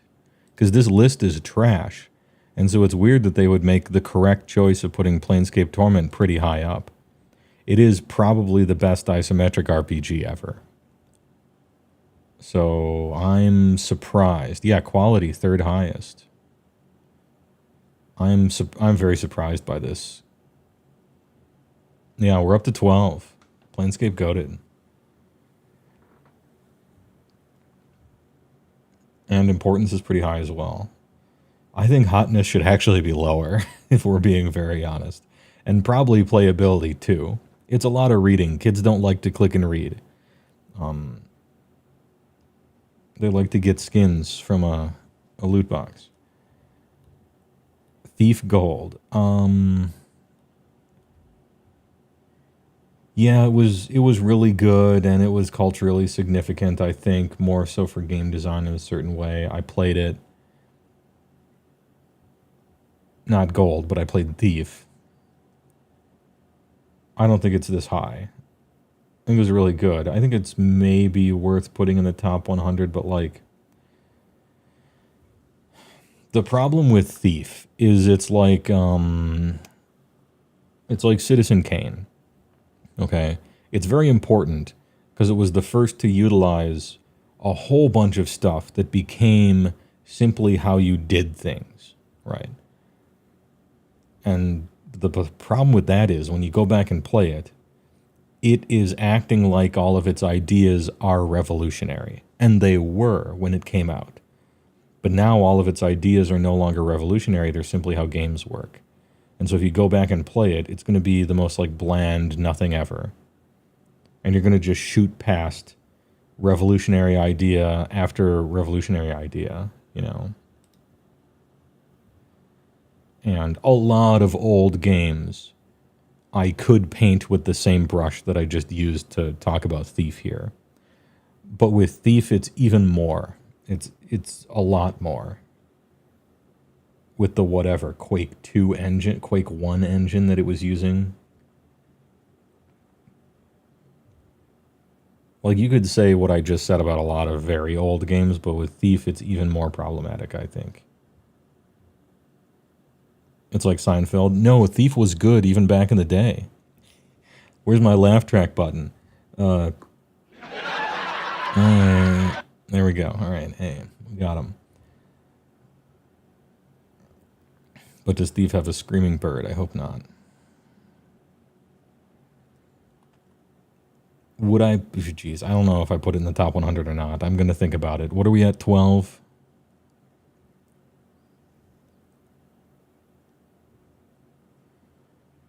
No, yeah, it's important. 97 or something. Yeah, 13. Thief is at 13, but it's because I'm so old, I'm going to counteract that by putting it way down here. But it was super significant for sure. Yeah, everything like that. Hunt Showdown 1896. On the hunt for what this game even is.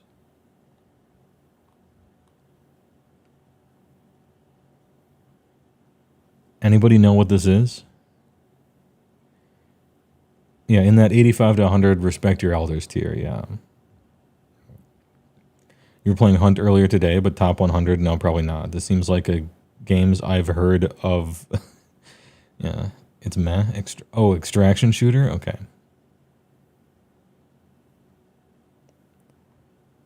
You bet our favorite extraction shooter. Oh, it's an, yeah, okay, it's an extraction shooter. I never read this. I read chat instead. I don't tend to much care for extraction shooters, but I think I would imagine putting a live service game on this list. I think MMOs could, but I wouldn't put any other type. That's being unfair, I think. So I rescind that. I would like that stricken from the record. Pizza Tower, recency bias. Recency bias the game.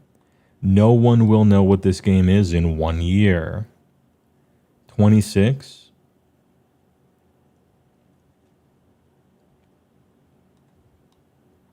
Crusader Kings 3.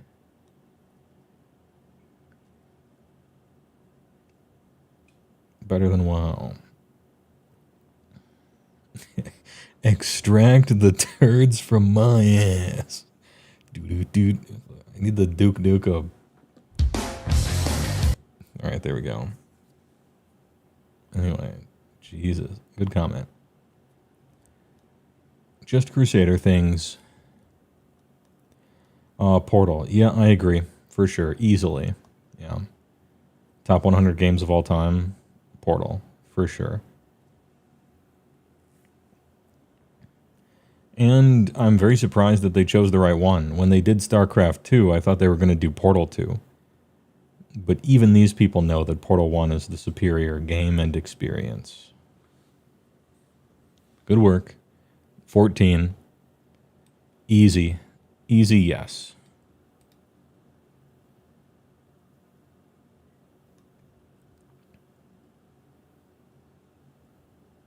Call it baby bear porridge. I'd rather not, and I don't even want to read the rest of this sentence. After that start. Try again.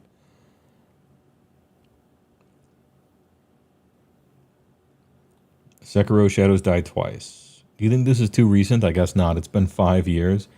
This is a port. It's good. It's a good game. Port, though.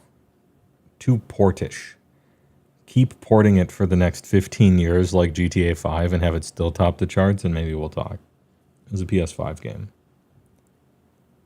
Orange Box is goated.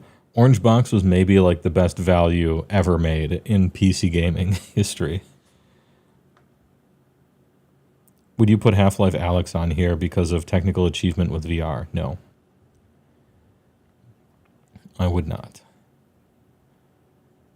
It is one of the probably 2 good VR games, though, next to Beat Saber. But cracking top 100 for just like technical achievement, nah. Maybe the game was good, I haven't played it. Nobody did because nobody owns VR. It's sort of the problem with it. Hollow Knight. Should Hollow Knight be in the top 100? I'm not sure. It's really good. I feel the need to put some Metroidvania in here, and if I am going to, it should probably be a Hollow Knight.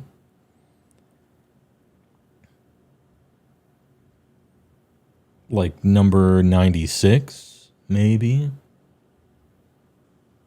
I think best in class or best in style does pull at the heartstrings a little bit.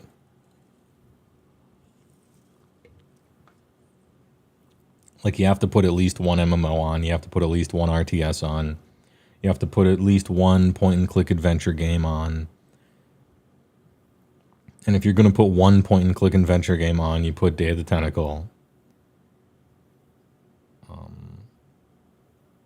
I don't know. You have to put one puzzle game on, maybe. You know, stuff like that. Just pepper them in there somewhere.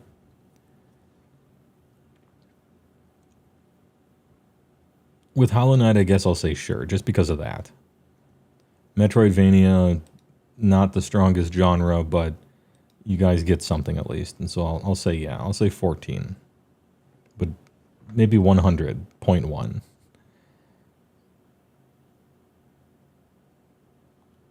Alan Wake 2. No. It's too soon. I think you were allowed to be really creative, and that's cool, but not in the top 100. 15 if you count Thief. Oh, we're up to 15 already. Okay, big. Hades. No. Well, I guess we need a roguelike, but still no. If you're going to put one Supergiant Games game in, then it's going to be either Bastion for Impact or Transistor for their best game. It's certainly not the soccer one that no one liked. This is probably... Do you think Hades has a bigger impact than Bastion? I think probably it does.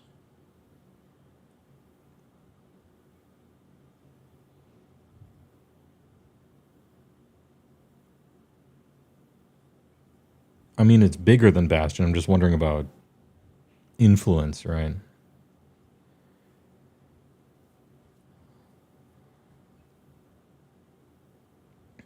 Hades has the Twitter Coomer fan base. I respect the Coomer fan bases somewhat. Bastion has the better soundtrack. It sure does. And the better narrator. But Transistor is... I think, to me, Transistor is their best game. But maybe that's just me. I don't think I would put Hades in the top 100. Would I put any Supergiant game in the top 100? Probably not. Maybe Transistor.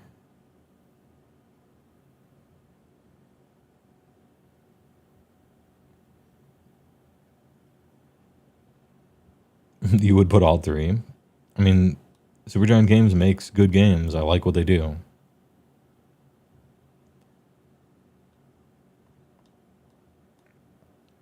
Slay the Spire, no. Mass Effect Legendary Edition, the console games. You mean the game that came out on the Xbox and then the game that came out on the Xbox 360? And then actually the third one did come out on PC right away. Does this count?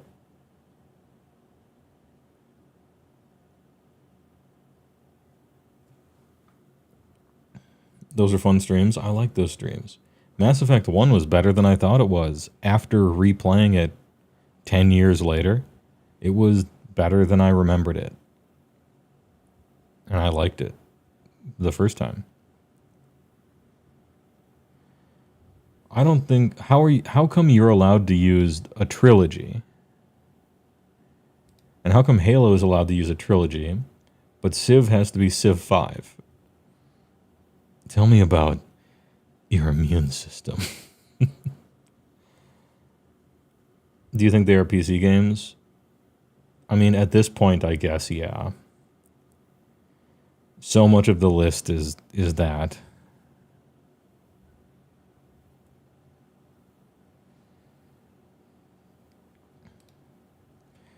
Hot take about Mass Effect 2 is that it's way off base from the plot. Mass Effect 2's plot is terrible.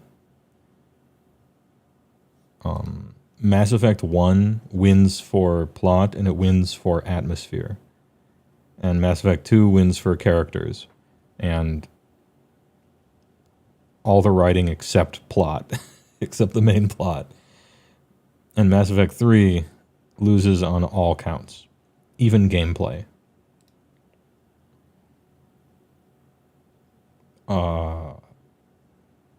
If Mass Effect is allowed to be on the list, I guess, I would actually say Mass Effect 1 probably.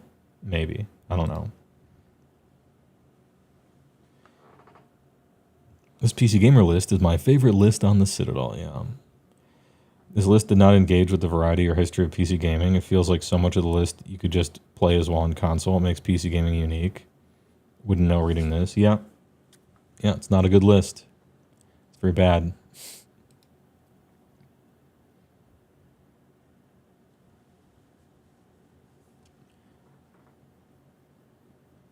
I technically agree with Mass Effect 1 and maybe 2. But 3 was so bad, and I think it's cheating with a Legendary Edition that's 3 games in one. And it's also cheating because the first 2 were very much just console games for the longest time. That maybe it probably it belongs on the list, but you're cheating too much, and so I take your point away. RimWorld, never played it. People like this game? I've heard people like this game. Don't know about it, though. Very much don't recognize this stuff, either. RimWorld.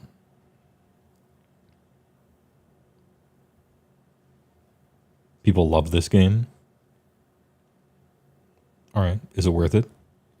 Super good because of its awesome modding community. Does that count? I think it does because that's part of what makes PC gaming good. Is mods. Like, the existence of mods is probably one of the factors that would make you consider PC gaming instead of like a console. However, the video game companies eventually learned this fact, and they split in 2 ways. One, they made the lowest effort slop trash ever, like Skyrim and Starfield, and expected the mod community to finish their own game for them, which produced just worse games over time, which is bad. And 2, the other way they went was trying as hard as they could to make sure mods were like federally illegal and couldn't be used, and you can't do, and make internet connectivity required to every fucking game, even though it doesn't need to be, to shut down mods, because they saw what happened to Warcraft 3, which created Dota, which created League, and they weren't about to get hoodwinked like that again. So we'll call it a wash. You make a game and release mod tools and someone invents Dota inside of it. Like, as a company, that's so bad, right? So, like, I get it. Dwarf Fortress. Yeah, sure. PC gaming, what makes it unique? Yeah, put it in the top 100. Respect Your Elders edition. Visual version or non-visual version, right? Put it number 97 or number 92 or whatever. We're just stacking them up in the Respect Your Elders place. And remember Muds? Red Dead 2. Sure. I never played it, but fucking asshole sport-loving idiots tell me it's great. And I'm sure normal people who like games and have good opinions probably like it too. So, yeah, I don't know. I've never played it. It didn't look very interesting to me. But everybody nuts when you talk about it, so. It's really a great game. You hate sports and love this. Came out on PC a year after console. Yeah, and I mean, they're kind of cheating a little bit, but I guess it's just what games are now. Yeah, I don't disagree. It probably should. What are we at, 15?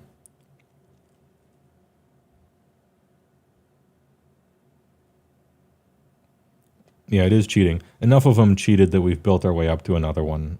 17, okay. Helldivers 2. When did you write this article? This game is dead. When did you write this article? Look, this game was fun with the boys for the first 3 weeks of the game release. And then it was dead. Never to return. 14. The 14th best game of all time. This game came out and people forgot about it. Or, like, people have forgotten about this game already. And it's still this year.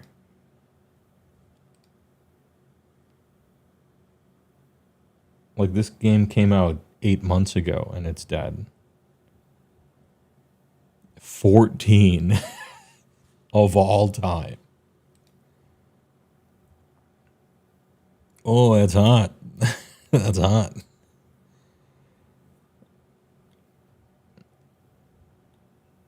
Arrowhead has a lot of stuff to figure out. No, they don't. It's too late. It's over. XCOM 2, number 13. I haven't played any XCOMs. Is this, does some sort of XCOM belong on the list? Is it that awesome? First one, XCOM is best in genre. Okay. You preferred XCOM 1, but probably top 100. Okay. Genre defining. Goated. All right. But not 2, just 1. Or rather, if you had to fight, it'd be XCOM 1.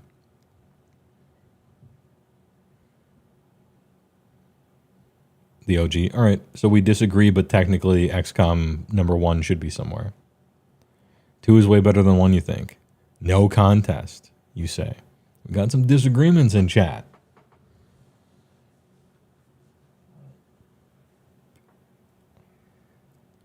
Helldivers 2 is so ludicrous of a choice. Yeah, and at 14 of all things. Incredible. It's one of the most recent C-bias lists I've ever seen, but I guess they want things to be different each time. Added a big snake woman. That's it. Okay. Okay. Goat Simulator top 10. Total War Warhammer 3. You choose a Total War Warhammer of any sort, which is already wrong, but you choose 3 and not 2, which is better. And you put it at 12. The game... You put it at 12.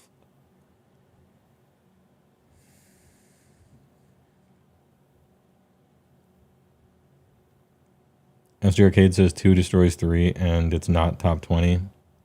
2 destroys 3 and it's not top 10,000. This shouldn't even be able to smell a top 100 list. To me. Number 11 is a PlayStation 3 game. Hey, alright. We already had a Kojumbo game. Wait a minute, how big it is? Oh, okay. Or change things to 202 bits. What is this? You're cheating, right? This is just cheating.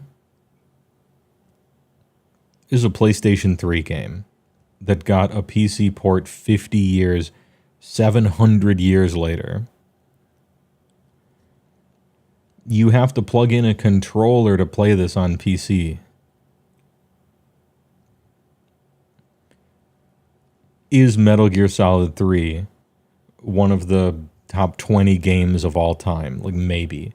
But it sure as fuck isn't really a PC game. Is Metal Gear Solid 3 the best Metal Gear game? Yes.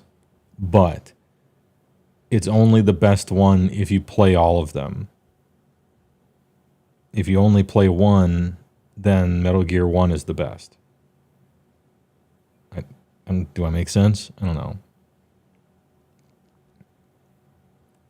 I disagree with the vocabulary of this choice. Metal Gear 3 came out in 2004. This game came out in 2020, 19 years later. PC game of all time? It came out last year. This is a console game. I can't. This is a console game. Get out of here. We're respecting our elders this high on the list. Okay. Yeah, probably the most influential game of all time. Importance, yeah, first place, sure. Agree. It's still remarkably playable. Any other like 93 or even 2000 game is like less playable than this nowadays, which is kind of weird that it has so much longevity. I mean, go play myhouse.wad. Like, it's still good. Anyway. Yeah, you have to respect your elders somehow.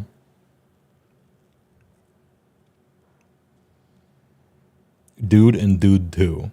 They simply rule. Yeah, at least they did it. G-Well, thanks for $5. Appreciate it. Total War 2 clears 3 easily. We all agree. I think you even have fonder memories of Total War 1 than 3. Even with the DLCs, 3 has been a bit underwhelming. I think so too. Helldivers 2 is 4 spots behind the original Doom of all time. Very interesting. MyHouse.wad got you to finally read House of Leaves. Yeah, the whole thing is very referential to that. Which I guess is kind of a spoiler, but don't worry about it. It was awesome. Yeah, WoW was in the 30s. Stardew Valley. I think I have to agree. This isn't my type of game. But it's undeniable that Stardew Valley is like a juggernaut of importance and popularity. I don't know that I would put it at number 9. But I agree, and this is big. What are we at, 18 now? Oh yeah, Doom, I agree, obviously. Is that 19? We're kind of racking them up at the end. 19. Good work. Balatra? What the fuck is this? How has a card game I've never heard out... How does a card game I've never heard of that came out this year make it number 8 on the list of 100 games of all time? Is this like Windows Solitaire 2024? Is this one of those memes where it's like Doki Doki Literature Club, where it pretends to be a simple card game, but actually it's a psychological horror, and the game starts changing?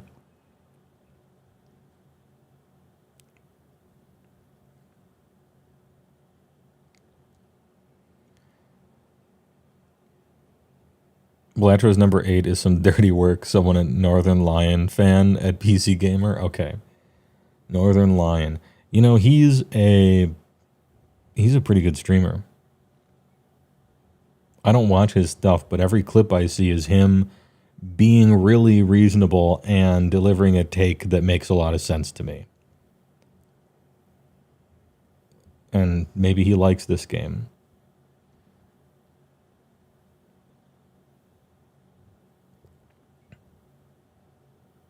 Oh, we haven't seen Minecraft yet. You're right, G-Well. Surely we will, right?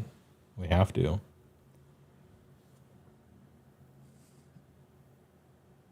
Meat and Fuck Kingdoms ain't top 5, we riot. True, absolutely. The Jack Black movie? Yeah. Starring Christopher Pratt as Jack Black. Anyway, I don't agree. Half-Life 2. Damn, if you have to pick one Half-Life, I think it really is Half-Life 1. But maybe it's too much like Thief, where all the things that you do have been done too much.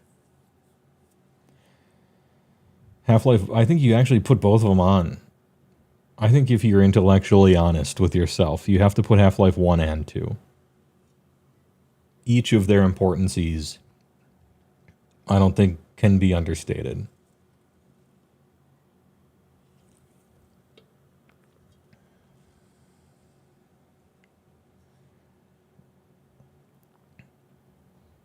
It's occurring to me now that we probably won't be seeing a Quake 1, which I disagree with. Or a Quake 3, which, yeah, maybe not.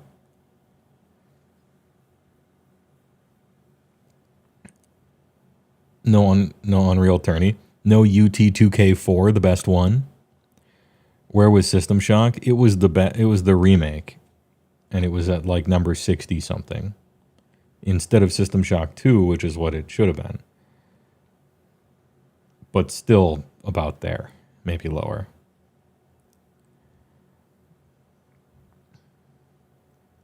It's nearly 2 decades old. Released 2004. Current year 2024. November.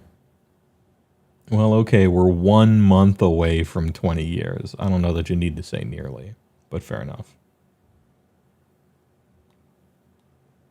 Yeah, huge. Agree. Easy agree on Half-Life 2. Hey, released on Metal Gear 3, came out on the PlayStation 3, and only 2 years ago. Yeah, whatever. No no Day of the Tentacle.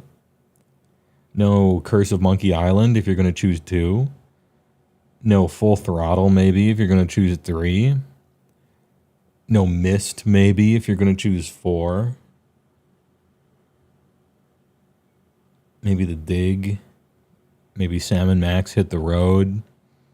Maybe Grim Fandango. Or The Neverhood. Okay, point and click games really died after Sierra died. But look, there's a lot of good ones. Fuck. Into the Mouth of Madness. I have no point and I must click. You know what, actually, now that I think about it, point and click adventure games really are more of a PC, like computer gaming thing. And so they don't belong in a list like this. They belong more in a list that cares about computer gaming, and is more focused on just computer gaming instead of PC ports of PlayStation 3 games that came out 20 years ago. Anyway, shall we move on? It's weird that Subnautica wasn't on the list. I don't think it belongs there, but I wouldn't be, like, insulted if it was.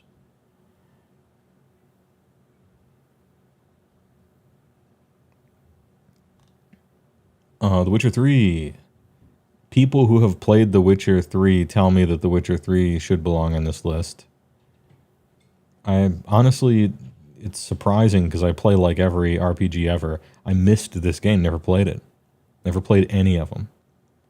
So I have no frame of reference here. Everybody says Witcher 3 is like so fucking good.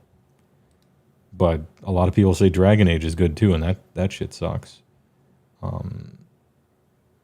So many people say this is good that it probably does belong on the list somewhere.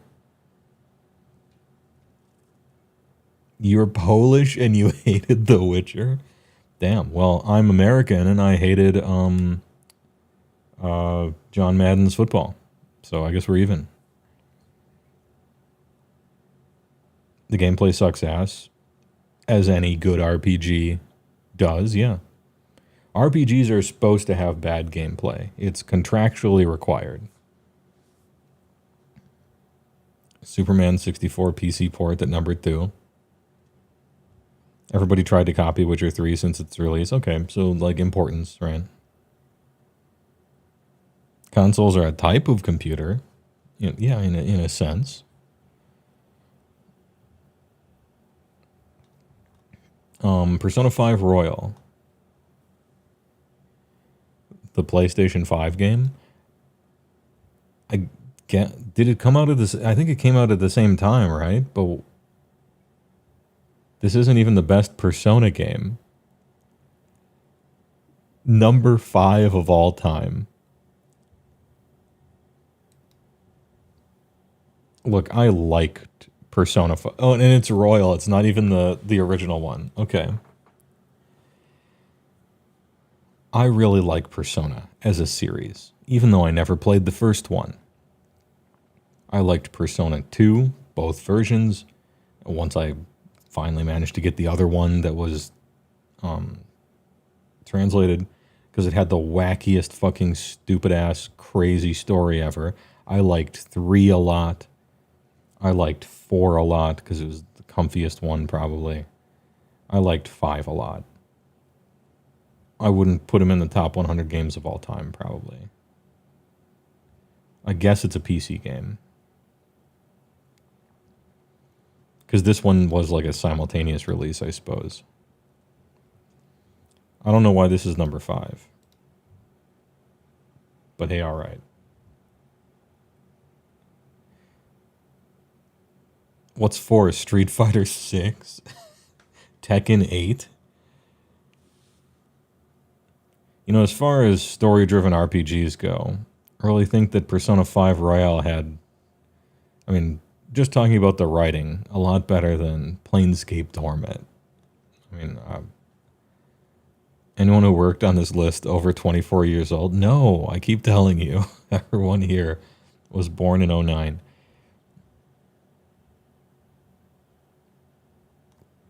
Hey, alright, Persona 5, an effortlessly stylish JRPG. I agree. It's the standout of Atlas's unique blend of high school life sim and turn-based dungeon crawler. It's the most recent. Whatever. It's fine. Anyway, I agree with Witcher 3. I don't agree with Persona 5 Royale, even though I like it a lot. Minecraft, yeah, agree. It has to be here somewhere. I don't think it's 4, but yeah, it has to be on the list somewhere. I agree. Is that 20? Are we finally at 20?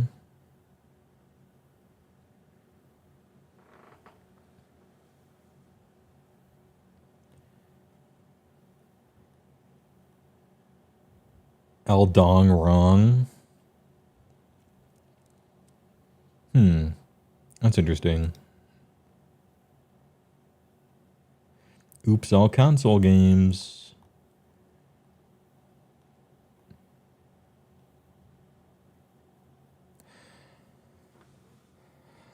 I mean, obviously not 3, right?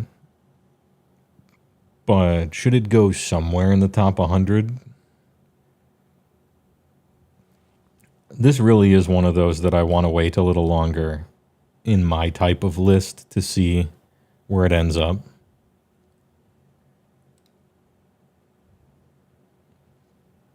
Like it was a big flash in the pan as far as like significance.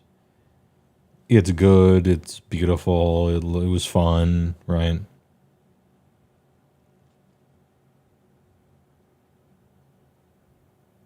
I think maybe agree, certainly not 3.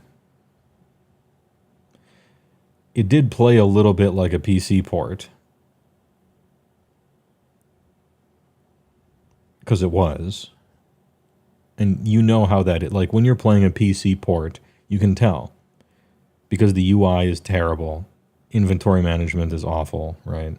Like it's made to use a controller with it. But at least it came out at the same time. I think maybe I agree with Elden Ring, but it is a little early. So we'll say 20, what are we at, 22 now?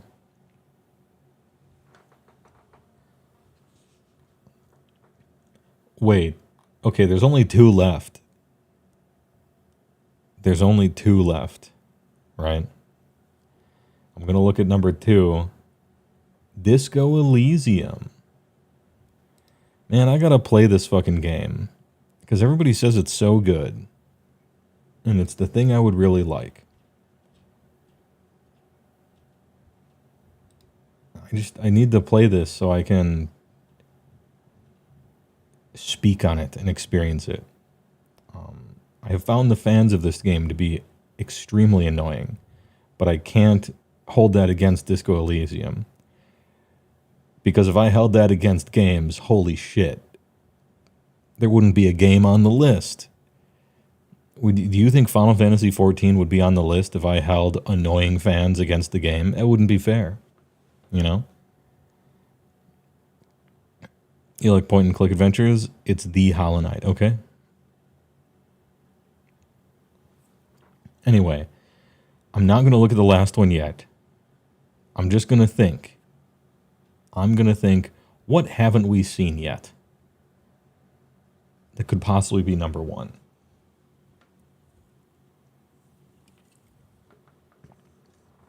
The best game ever. It's got to be Baldur's Gate 3, right? That's all I can think of. Because it has to be recent, because their list is trash, so everything is recent. And it was Game of the Year, and so Game of the Year just has to go on there. League of Legends Sweep, Juice Galaxy Sweep, FIFA 2013. Oh, actually, hold on. We haven't seen League of Legends yet, SJ Arcade. You're right. And we saw they did Baldur's Gate 2. So we already have a Baldur's Gate. I think it might be a League. World of Warcraft was like 30. Fortnite was like 70. League Sweep, I think.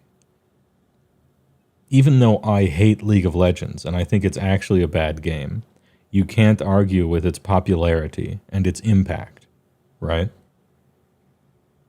I think we're going to see a League. Because Baldur's Gate was already on the list as number 2. Which, does that snub BG3 for top 100? I don't know. I liked Baldur's Gate 3 a lot. It's maybe a top 100. I think it's maybe a top 100.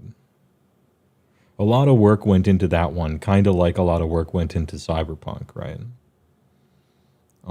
The third act was a little cut short.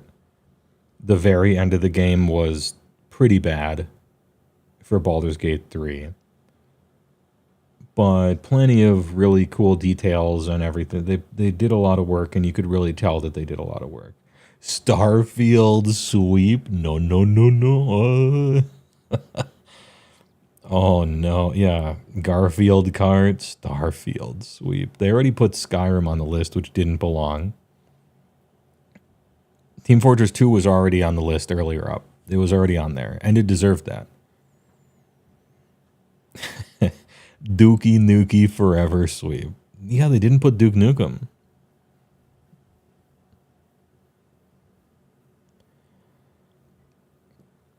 What are we missing? Yeah, I think it's League. Wait, no. It's not League. Okay. Hear me out. It's not League, even though League should probably be here somewhere. Because recency bias. Baldur's Gate 3 just came out, so it's Baldur's Gate 3.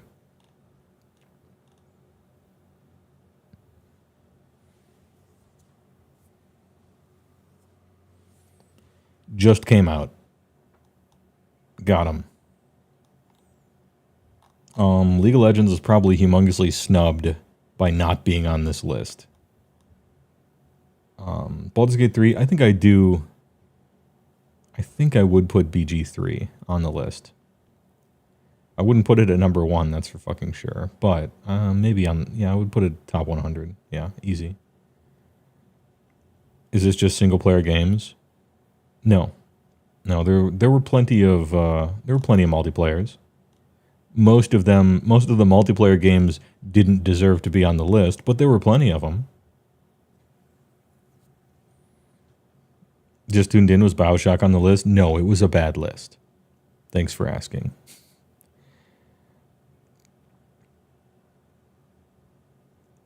Baldur's Gate 3, best game of all time on the PC.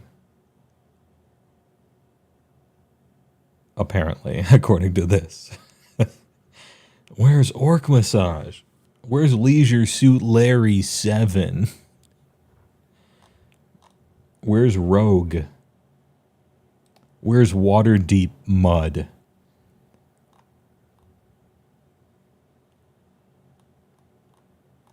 Where's Maniac Mansion? Where's Zork, Grand Inquisitor?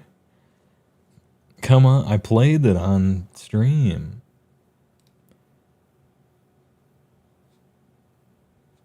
Was Dwarf Fortress on the list? Yes, it was.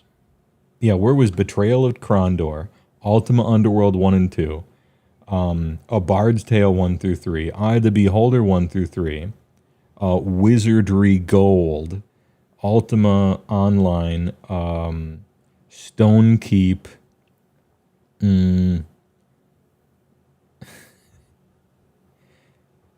Menzo Baranzan. I'm trying to list ancient RPGs. Arena, Daggerfall, yeah, Orc Battle. Well, Ogre Battles, yeah, it's more of a Super Nintendo thing. No Heroes of Might and Magic. Sent your approved list in DMs. Okay, let's check. What is my approved list? So the following games I approved of being in the top 100. Okay, somewhere.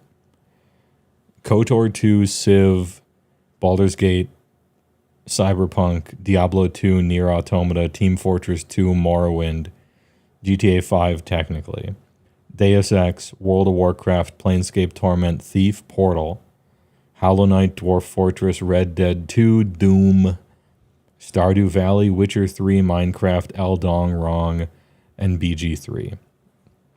Those were the 21 or something games out of 100 that I felt I could agree with. So we're chilling at a 20% success rate. Where's Dungeon Keeper?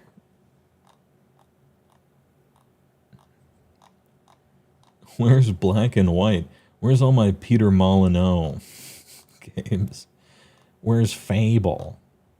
Hey, Fable might not seem like it now, but it is one of the more overrated games. It was super overrated when it came out. It might not seem like it today. Undertale snubbed, for sure, right?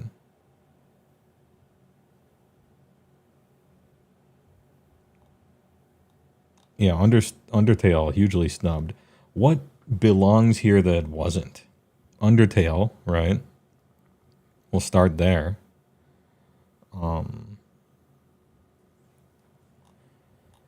Why don't we go by genre? What about FPS? Okay. My list would appear as like some boomer ass Respect Your Elders top 100 with like 3 games from the last 10 years on it. I don't know if people... Yeah, FTL belongs. Agree. StarCraft 1, Age of Empires 2, Warcraft 3 plus a Frozen Throne, Counter-Strike, FTL, Blood, Quake 1, maybe Duke, maybe Quake 3 for spawning and killing a genre. Day of the Tentacle.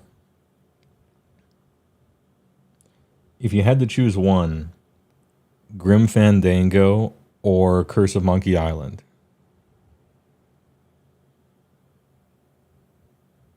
Damn, that's hard.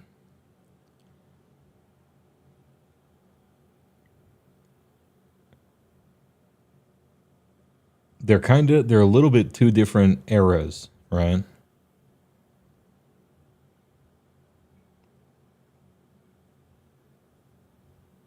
Damn, that's a tough one. We'll do them both, and then somebody might get kicked off the island after that. I think it's close, but I don't think we need another point and click after those. We're full up with 3.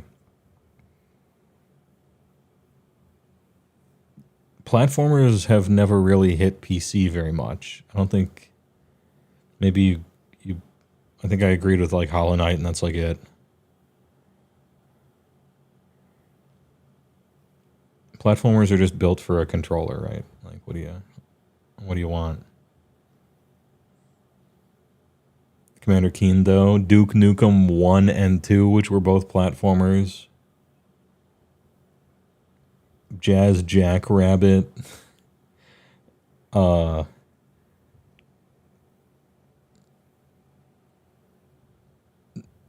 super old. How respecting our ancestors are we going to get? Like Oregon Trail on the Apple II?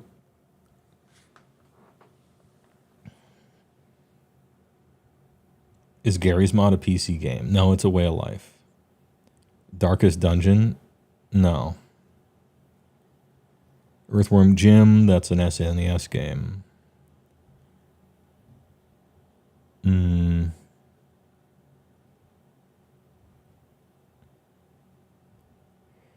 Yeah, UT2K4 was sick. If we're going to include multiplayer games, that one is in. I don't think it's in, but it's in consideration. Like Quake 3 Arena, UT2K4, Team Fortress 2, Counter-Strike. Do we need other shooters that were also multiplayer than those 4?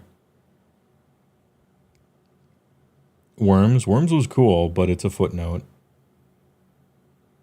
It's a cool-ass party game, but I don't think it hits top 100. Murder Death Kill was great. Crow Roost. Yeah, MDK was sick. But I don't think it's top 100. Max Payne was sick, but not top 100. Tabletop Simulator, top 10 easy. True. You're surprised Vampire Survivors wasn't on the list? I was shocked that it was. Yeah, Vampire Survivors is on the list. It's somewhere super high. I don't think it belongs at all, but it was good and cool and interesting, and it got copied a lot, and yeah, it was number 40. I don't think it belongs anywhere near the top 100 of all time, but it was like good and cool and noteworthy, I would say. It's a noteworthy game. Control F.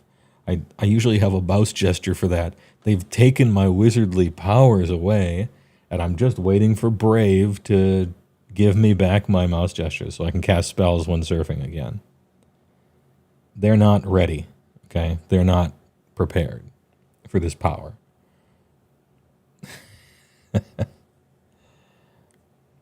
What about Marathon? It's a PC game list, not the only game ever on Mac list from 1497 AD for a game that wasn't great, even at the time. Got him. Where's Hegel? on your girlfriend's phone. It's not in the top 1,000, but Myth 2 Soul Blighter.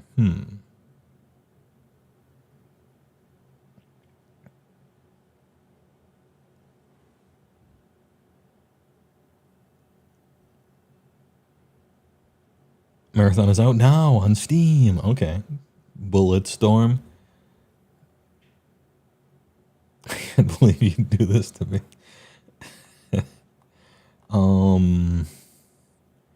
Yeah, Undertale belongs as well. It got snubbed for sure.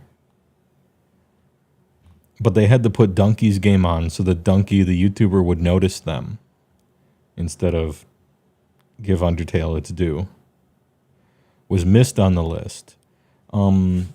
After all those other point and clicks that I mentioned, I would put Myst. Yeah. If we're going to respect our elders that hard. That was a lot of point and click games we went through, though.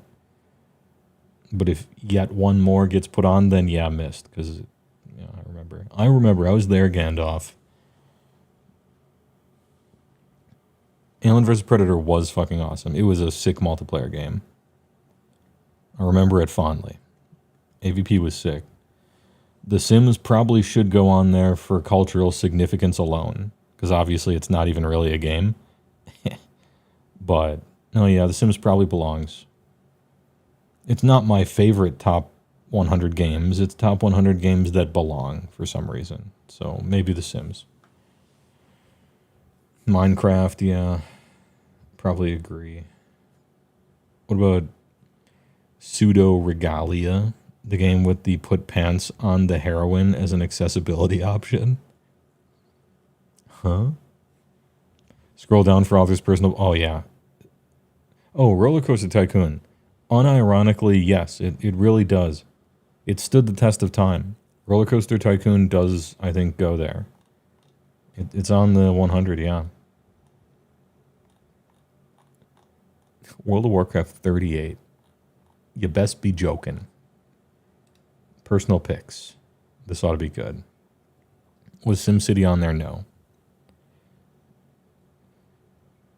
Thank goodness you're here. I need you guys to tell me something. Is this a game? Or is this just like an image they put at the end of the article to thank you for reading through all of it?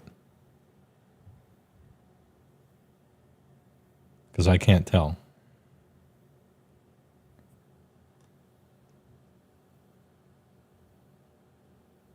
Oh. No, it's a game, apparently. Bro, this is a Nintendo 64 game. So you were the one, Wes Fenlon, were you the one who kept saying that simply console games should just go all over this whole fucking list? This is a console game.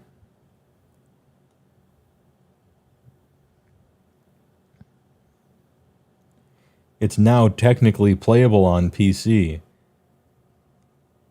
You were the one poisoning this list with your trash. Put him in the device. Also, overrated. Cult of the Lamb, you have terrible taste in games. Jagged Alliance 3, literal who? Neverwinter Nights. No. But like it was kind of neat.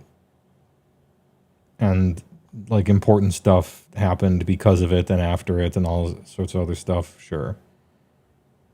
Probably a noteworthy game. Ted Lichtenstein. Dawn of War, yeah, at the time, I guess. But certainly not top 100. We found the guy that put the other Warhammer stuff doesn't belong there either in, I guess. Dark Souls 3. Alright, I'm not a Dark Souls guy. You guys need to tell me. Is Dark Souls 3 the embarrassing one? If you had to choose a Dark Souls game to put in, is this one, are we making fun of him or is he right? Because I would probably say 1. But I'm not a Dark Souls enjoyer.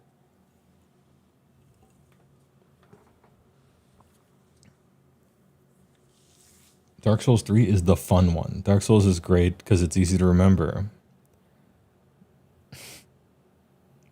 Why don't they put Bloodborne in? Because you can emulate it. 1 and 3 are good for different reasons. 2 is a chore, you say. Okay. It's 1 or nothing. You put Dark Souls in, it's Dark Souls 1. Dark Souls 2 is the maligned one. Okay. So 3 isn't crazy out of pocket, it seems. Everybody seems to be saying 1, but 3 isn't like stupid. If it was 2, it'd be weird. The Sims, I think I agree with her. Some Sims probably should go in there. Because it was so huge. It's kind of not a game. But it's fine.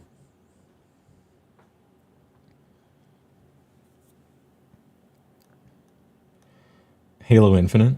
Bro, Halo sucks. Halo Infinitely bad. Like, Halo 1 came out and it was pretty dumb, but like kind of fun. And I didn't really care for it that much. But the series has declined so far that all I feel for Halo fans is pity.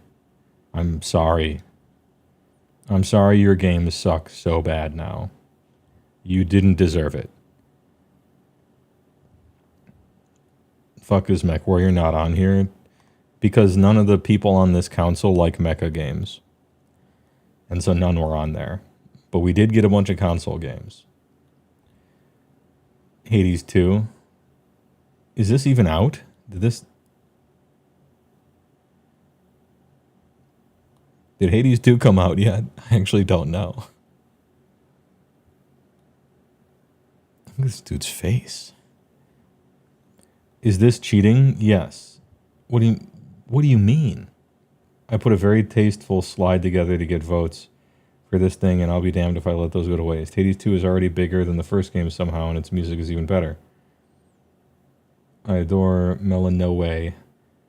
Mela, no way are you still telling me about this.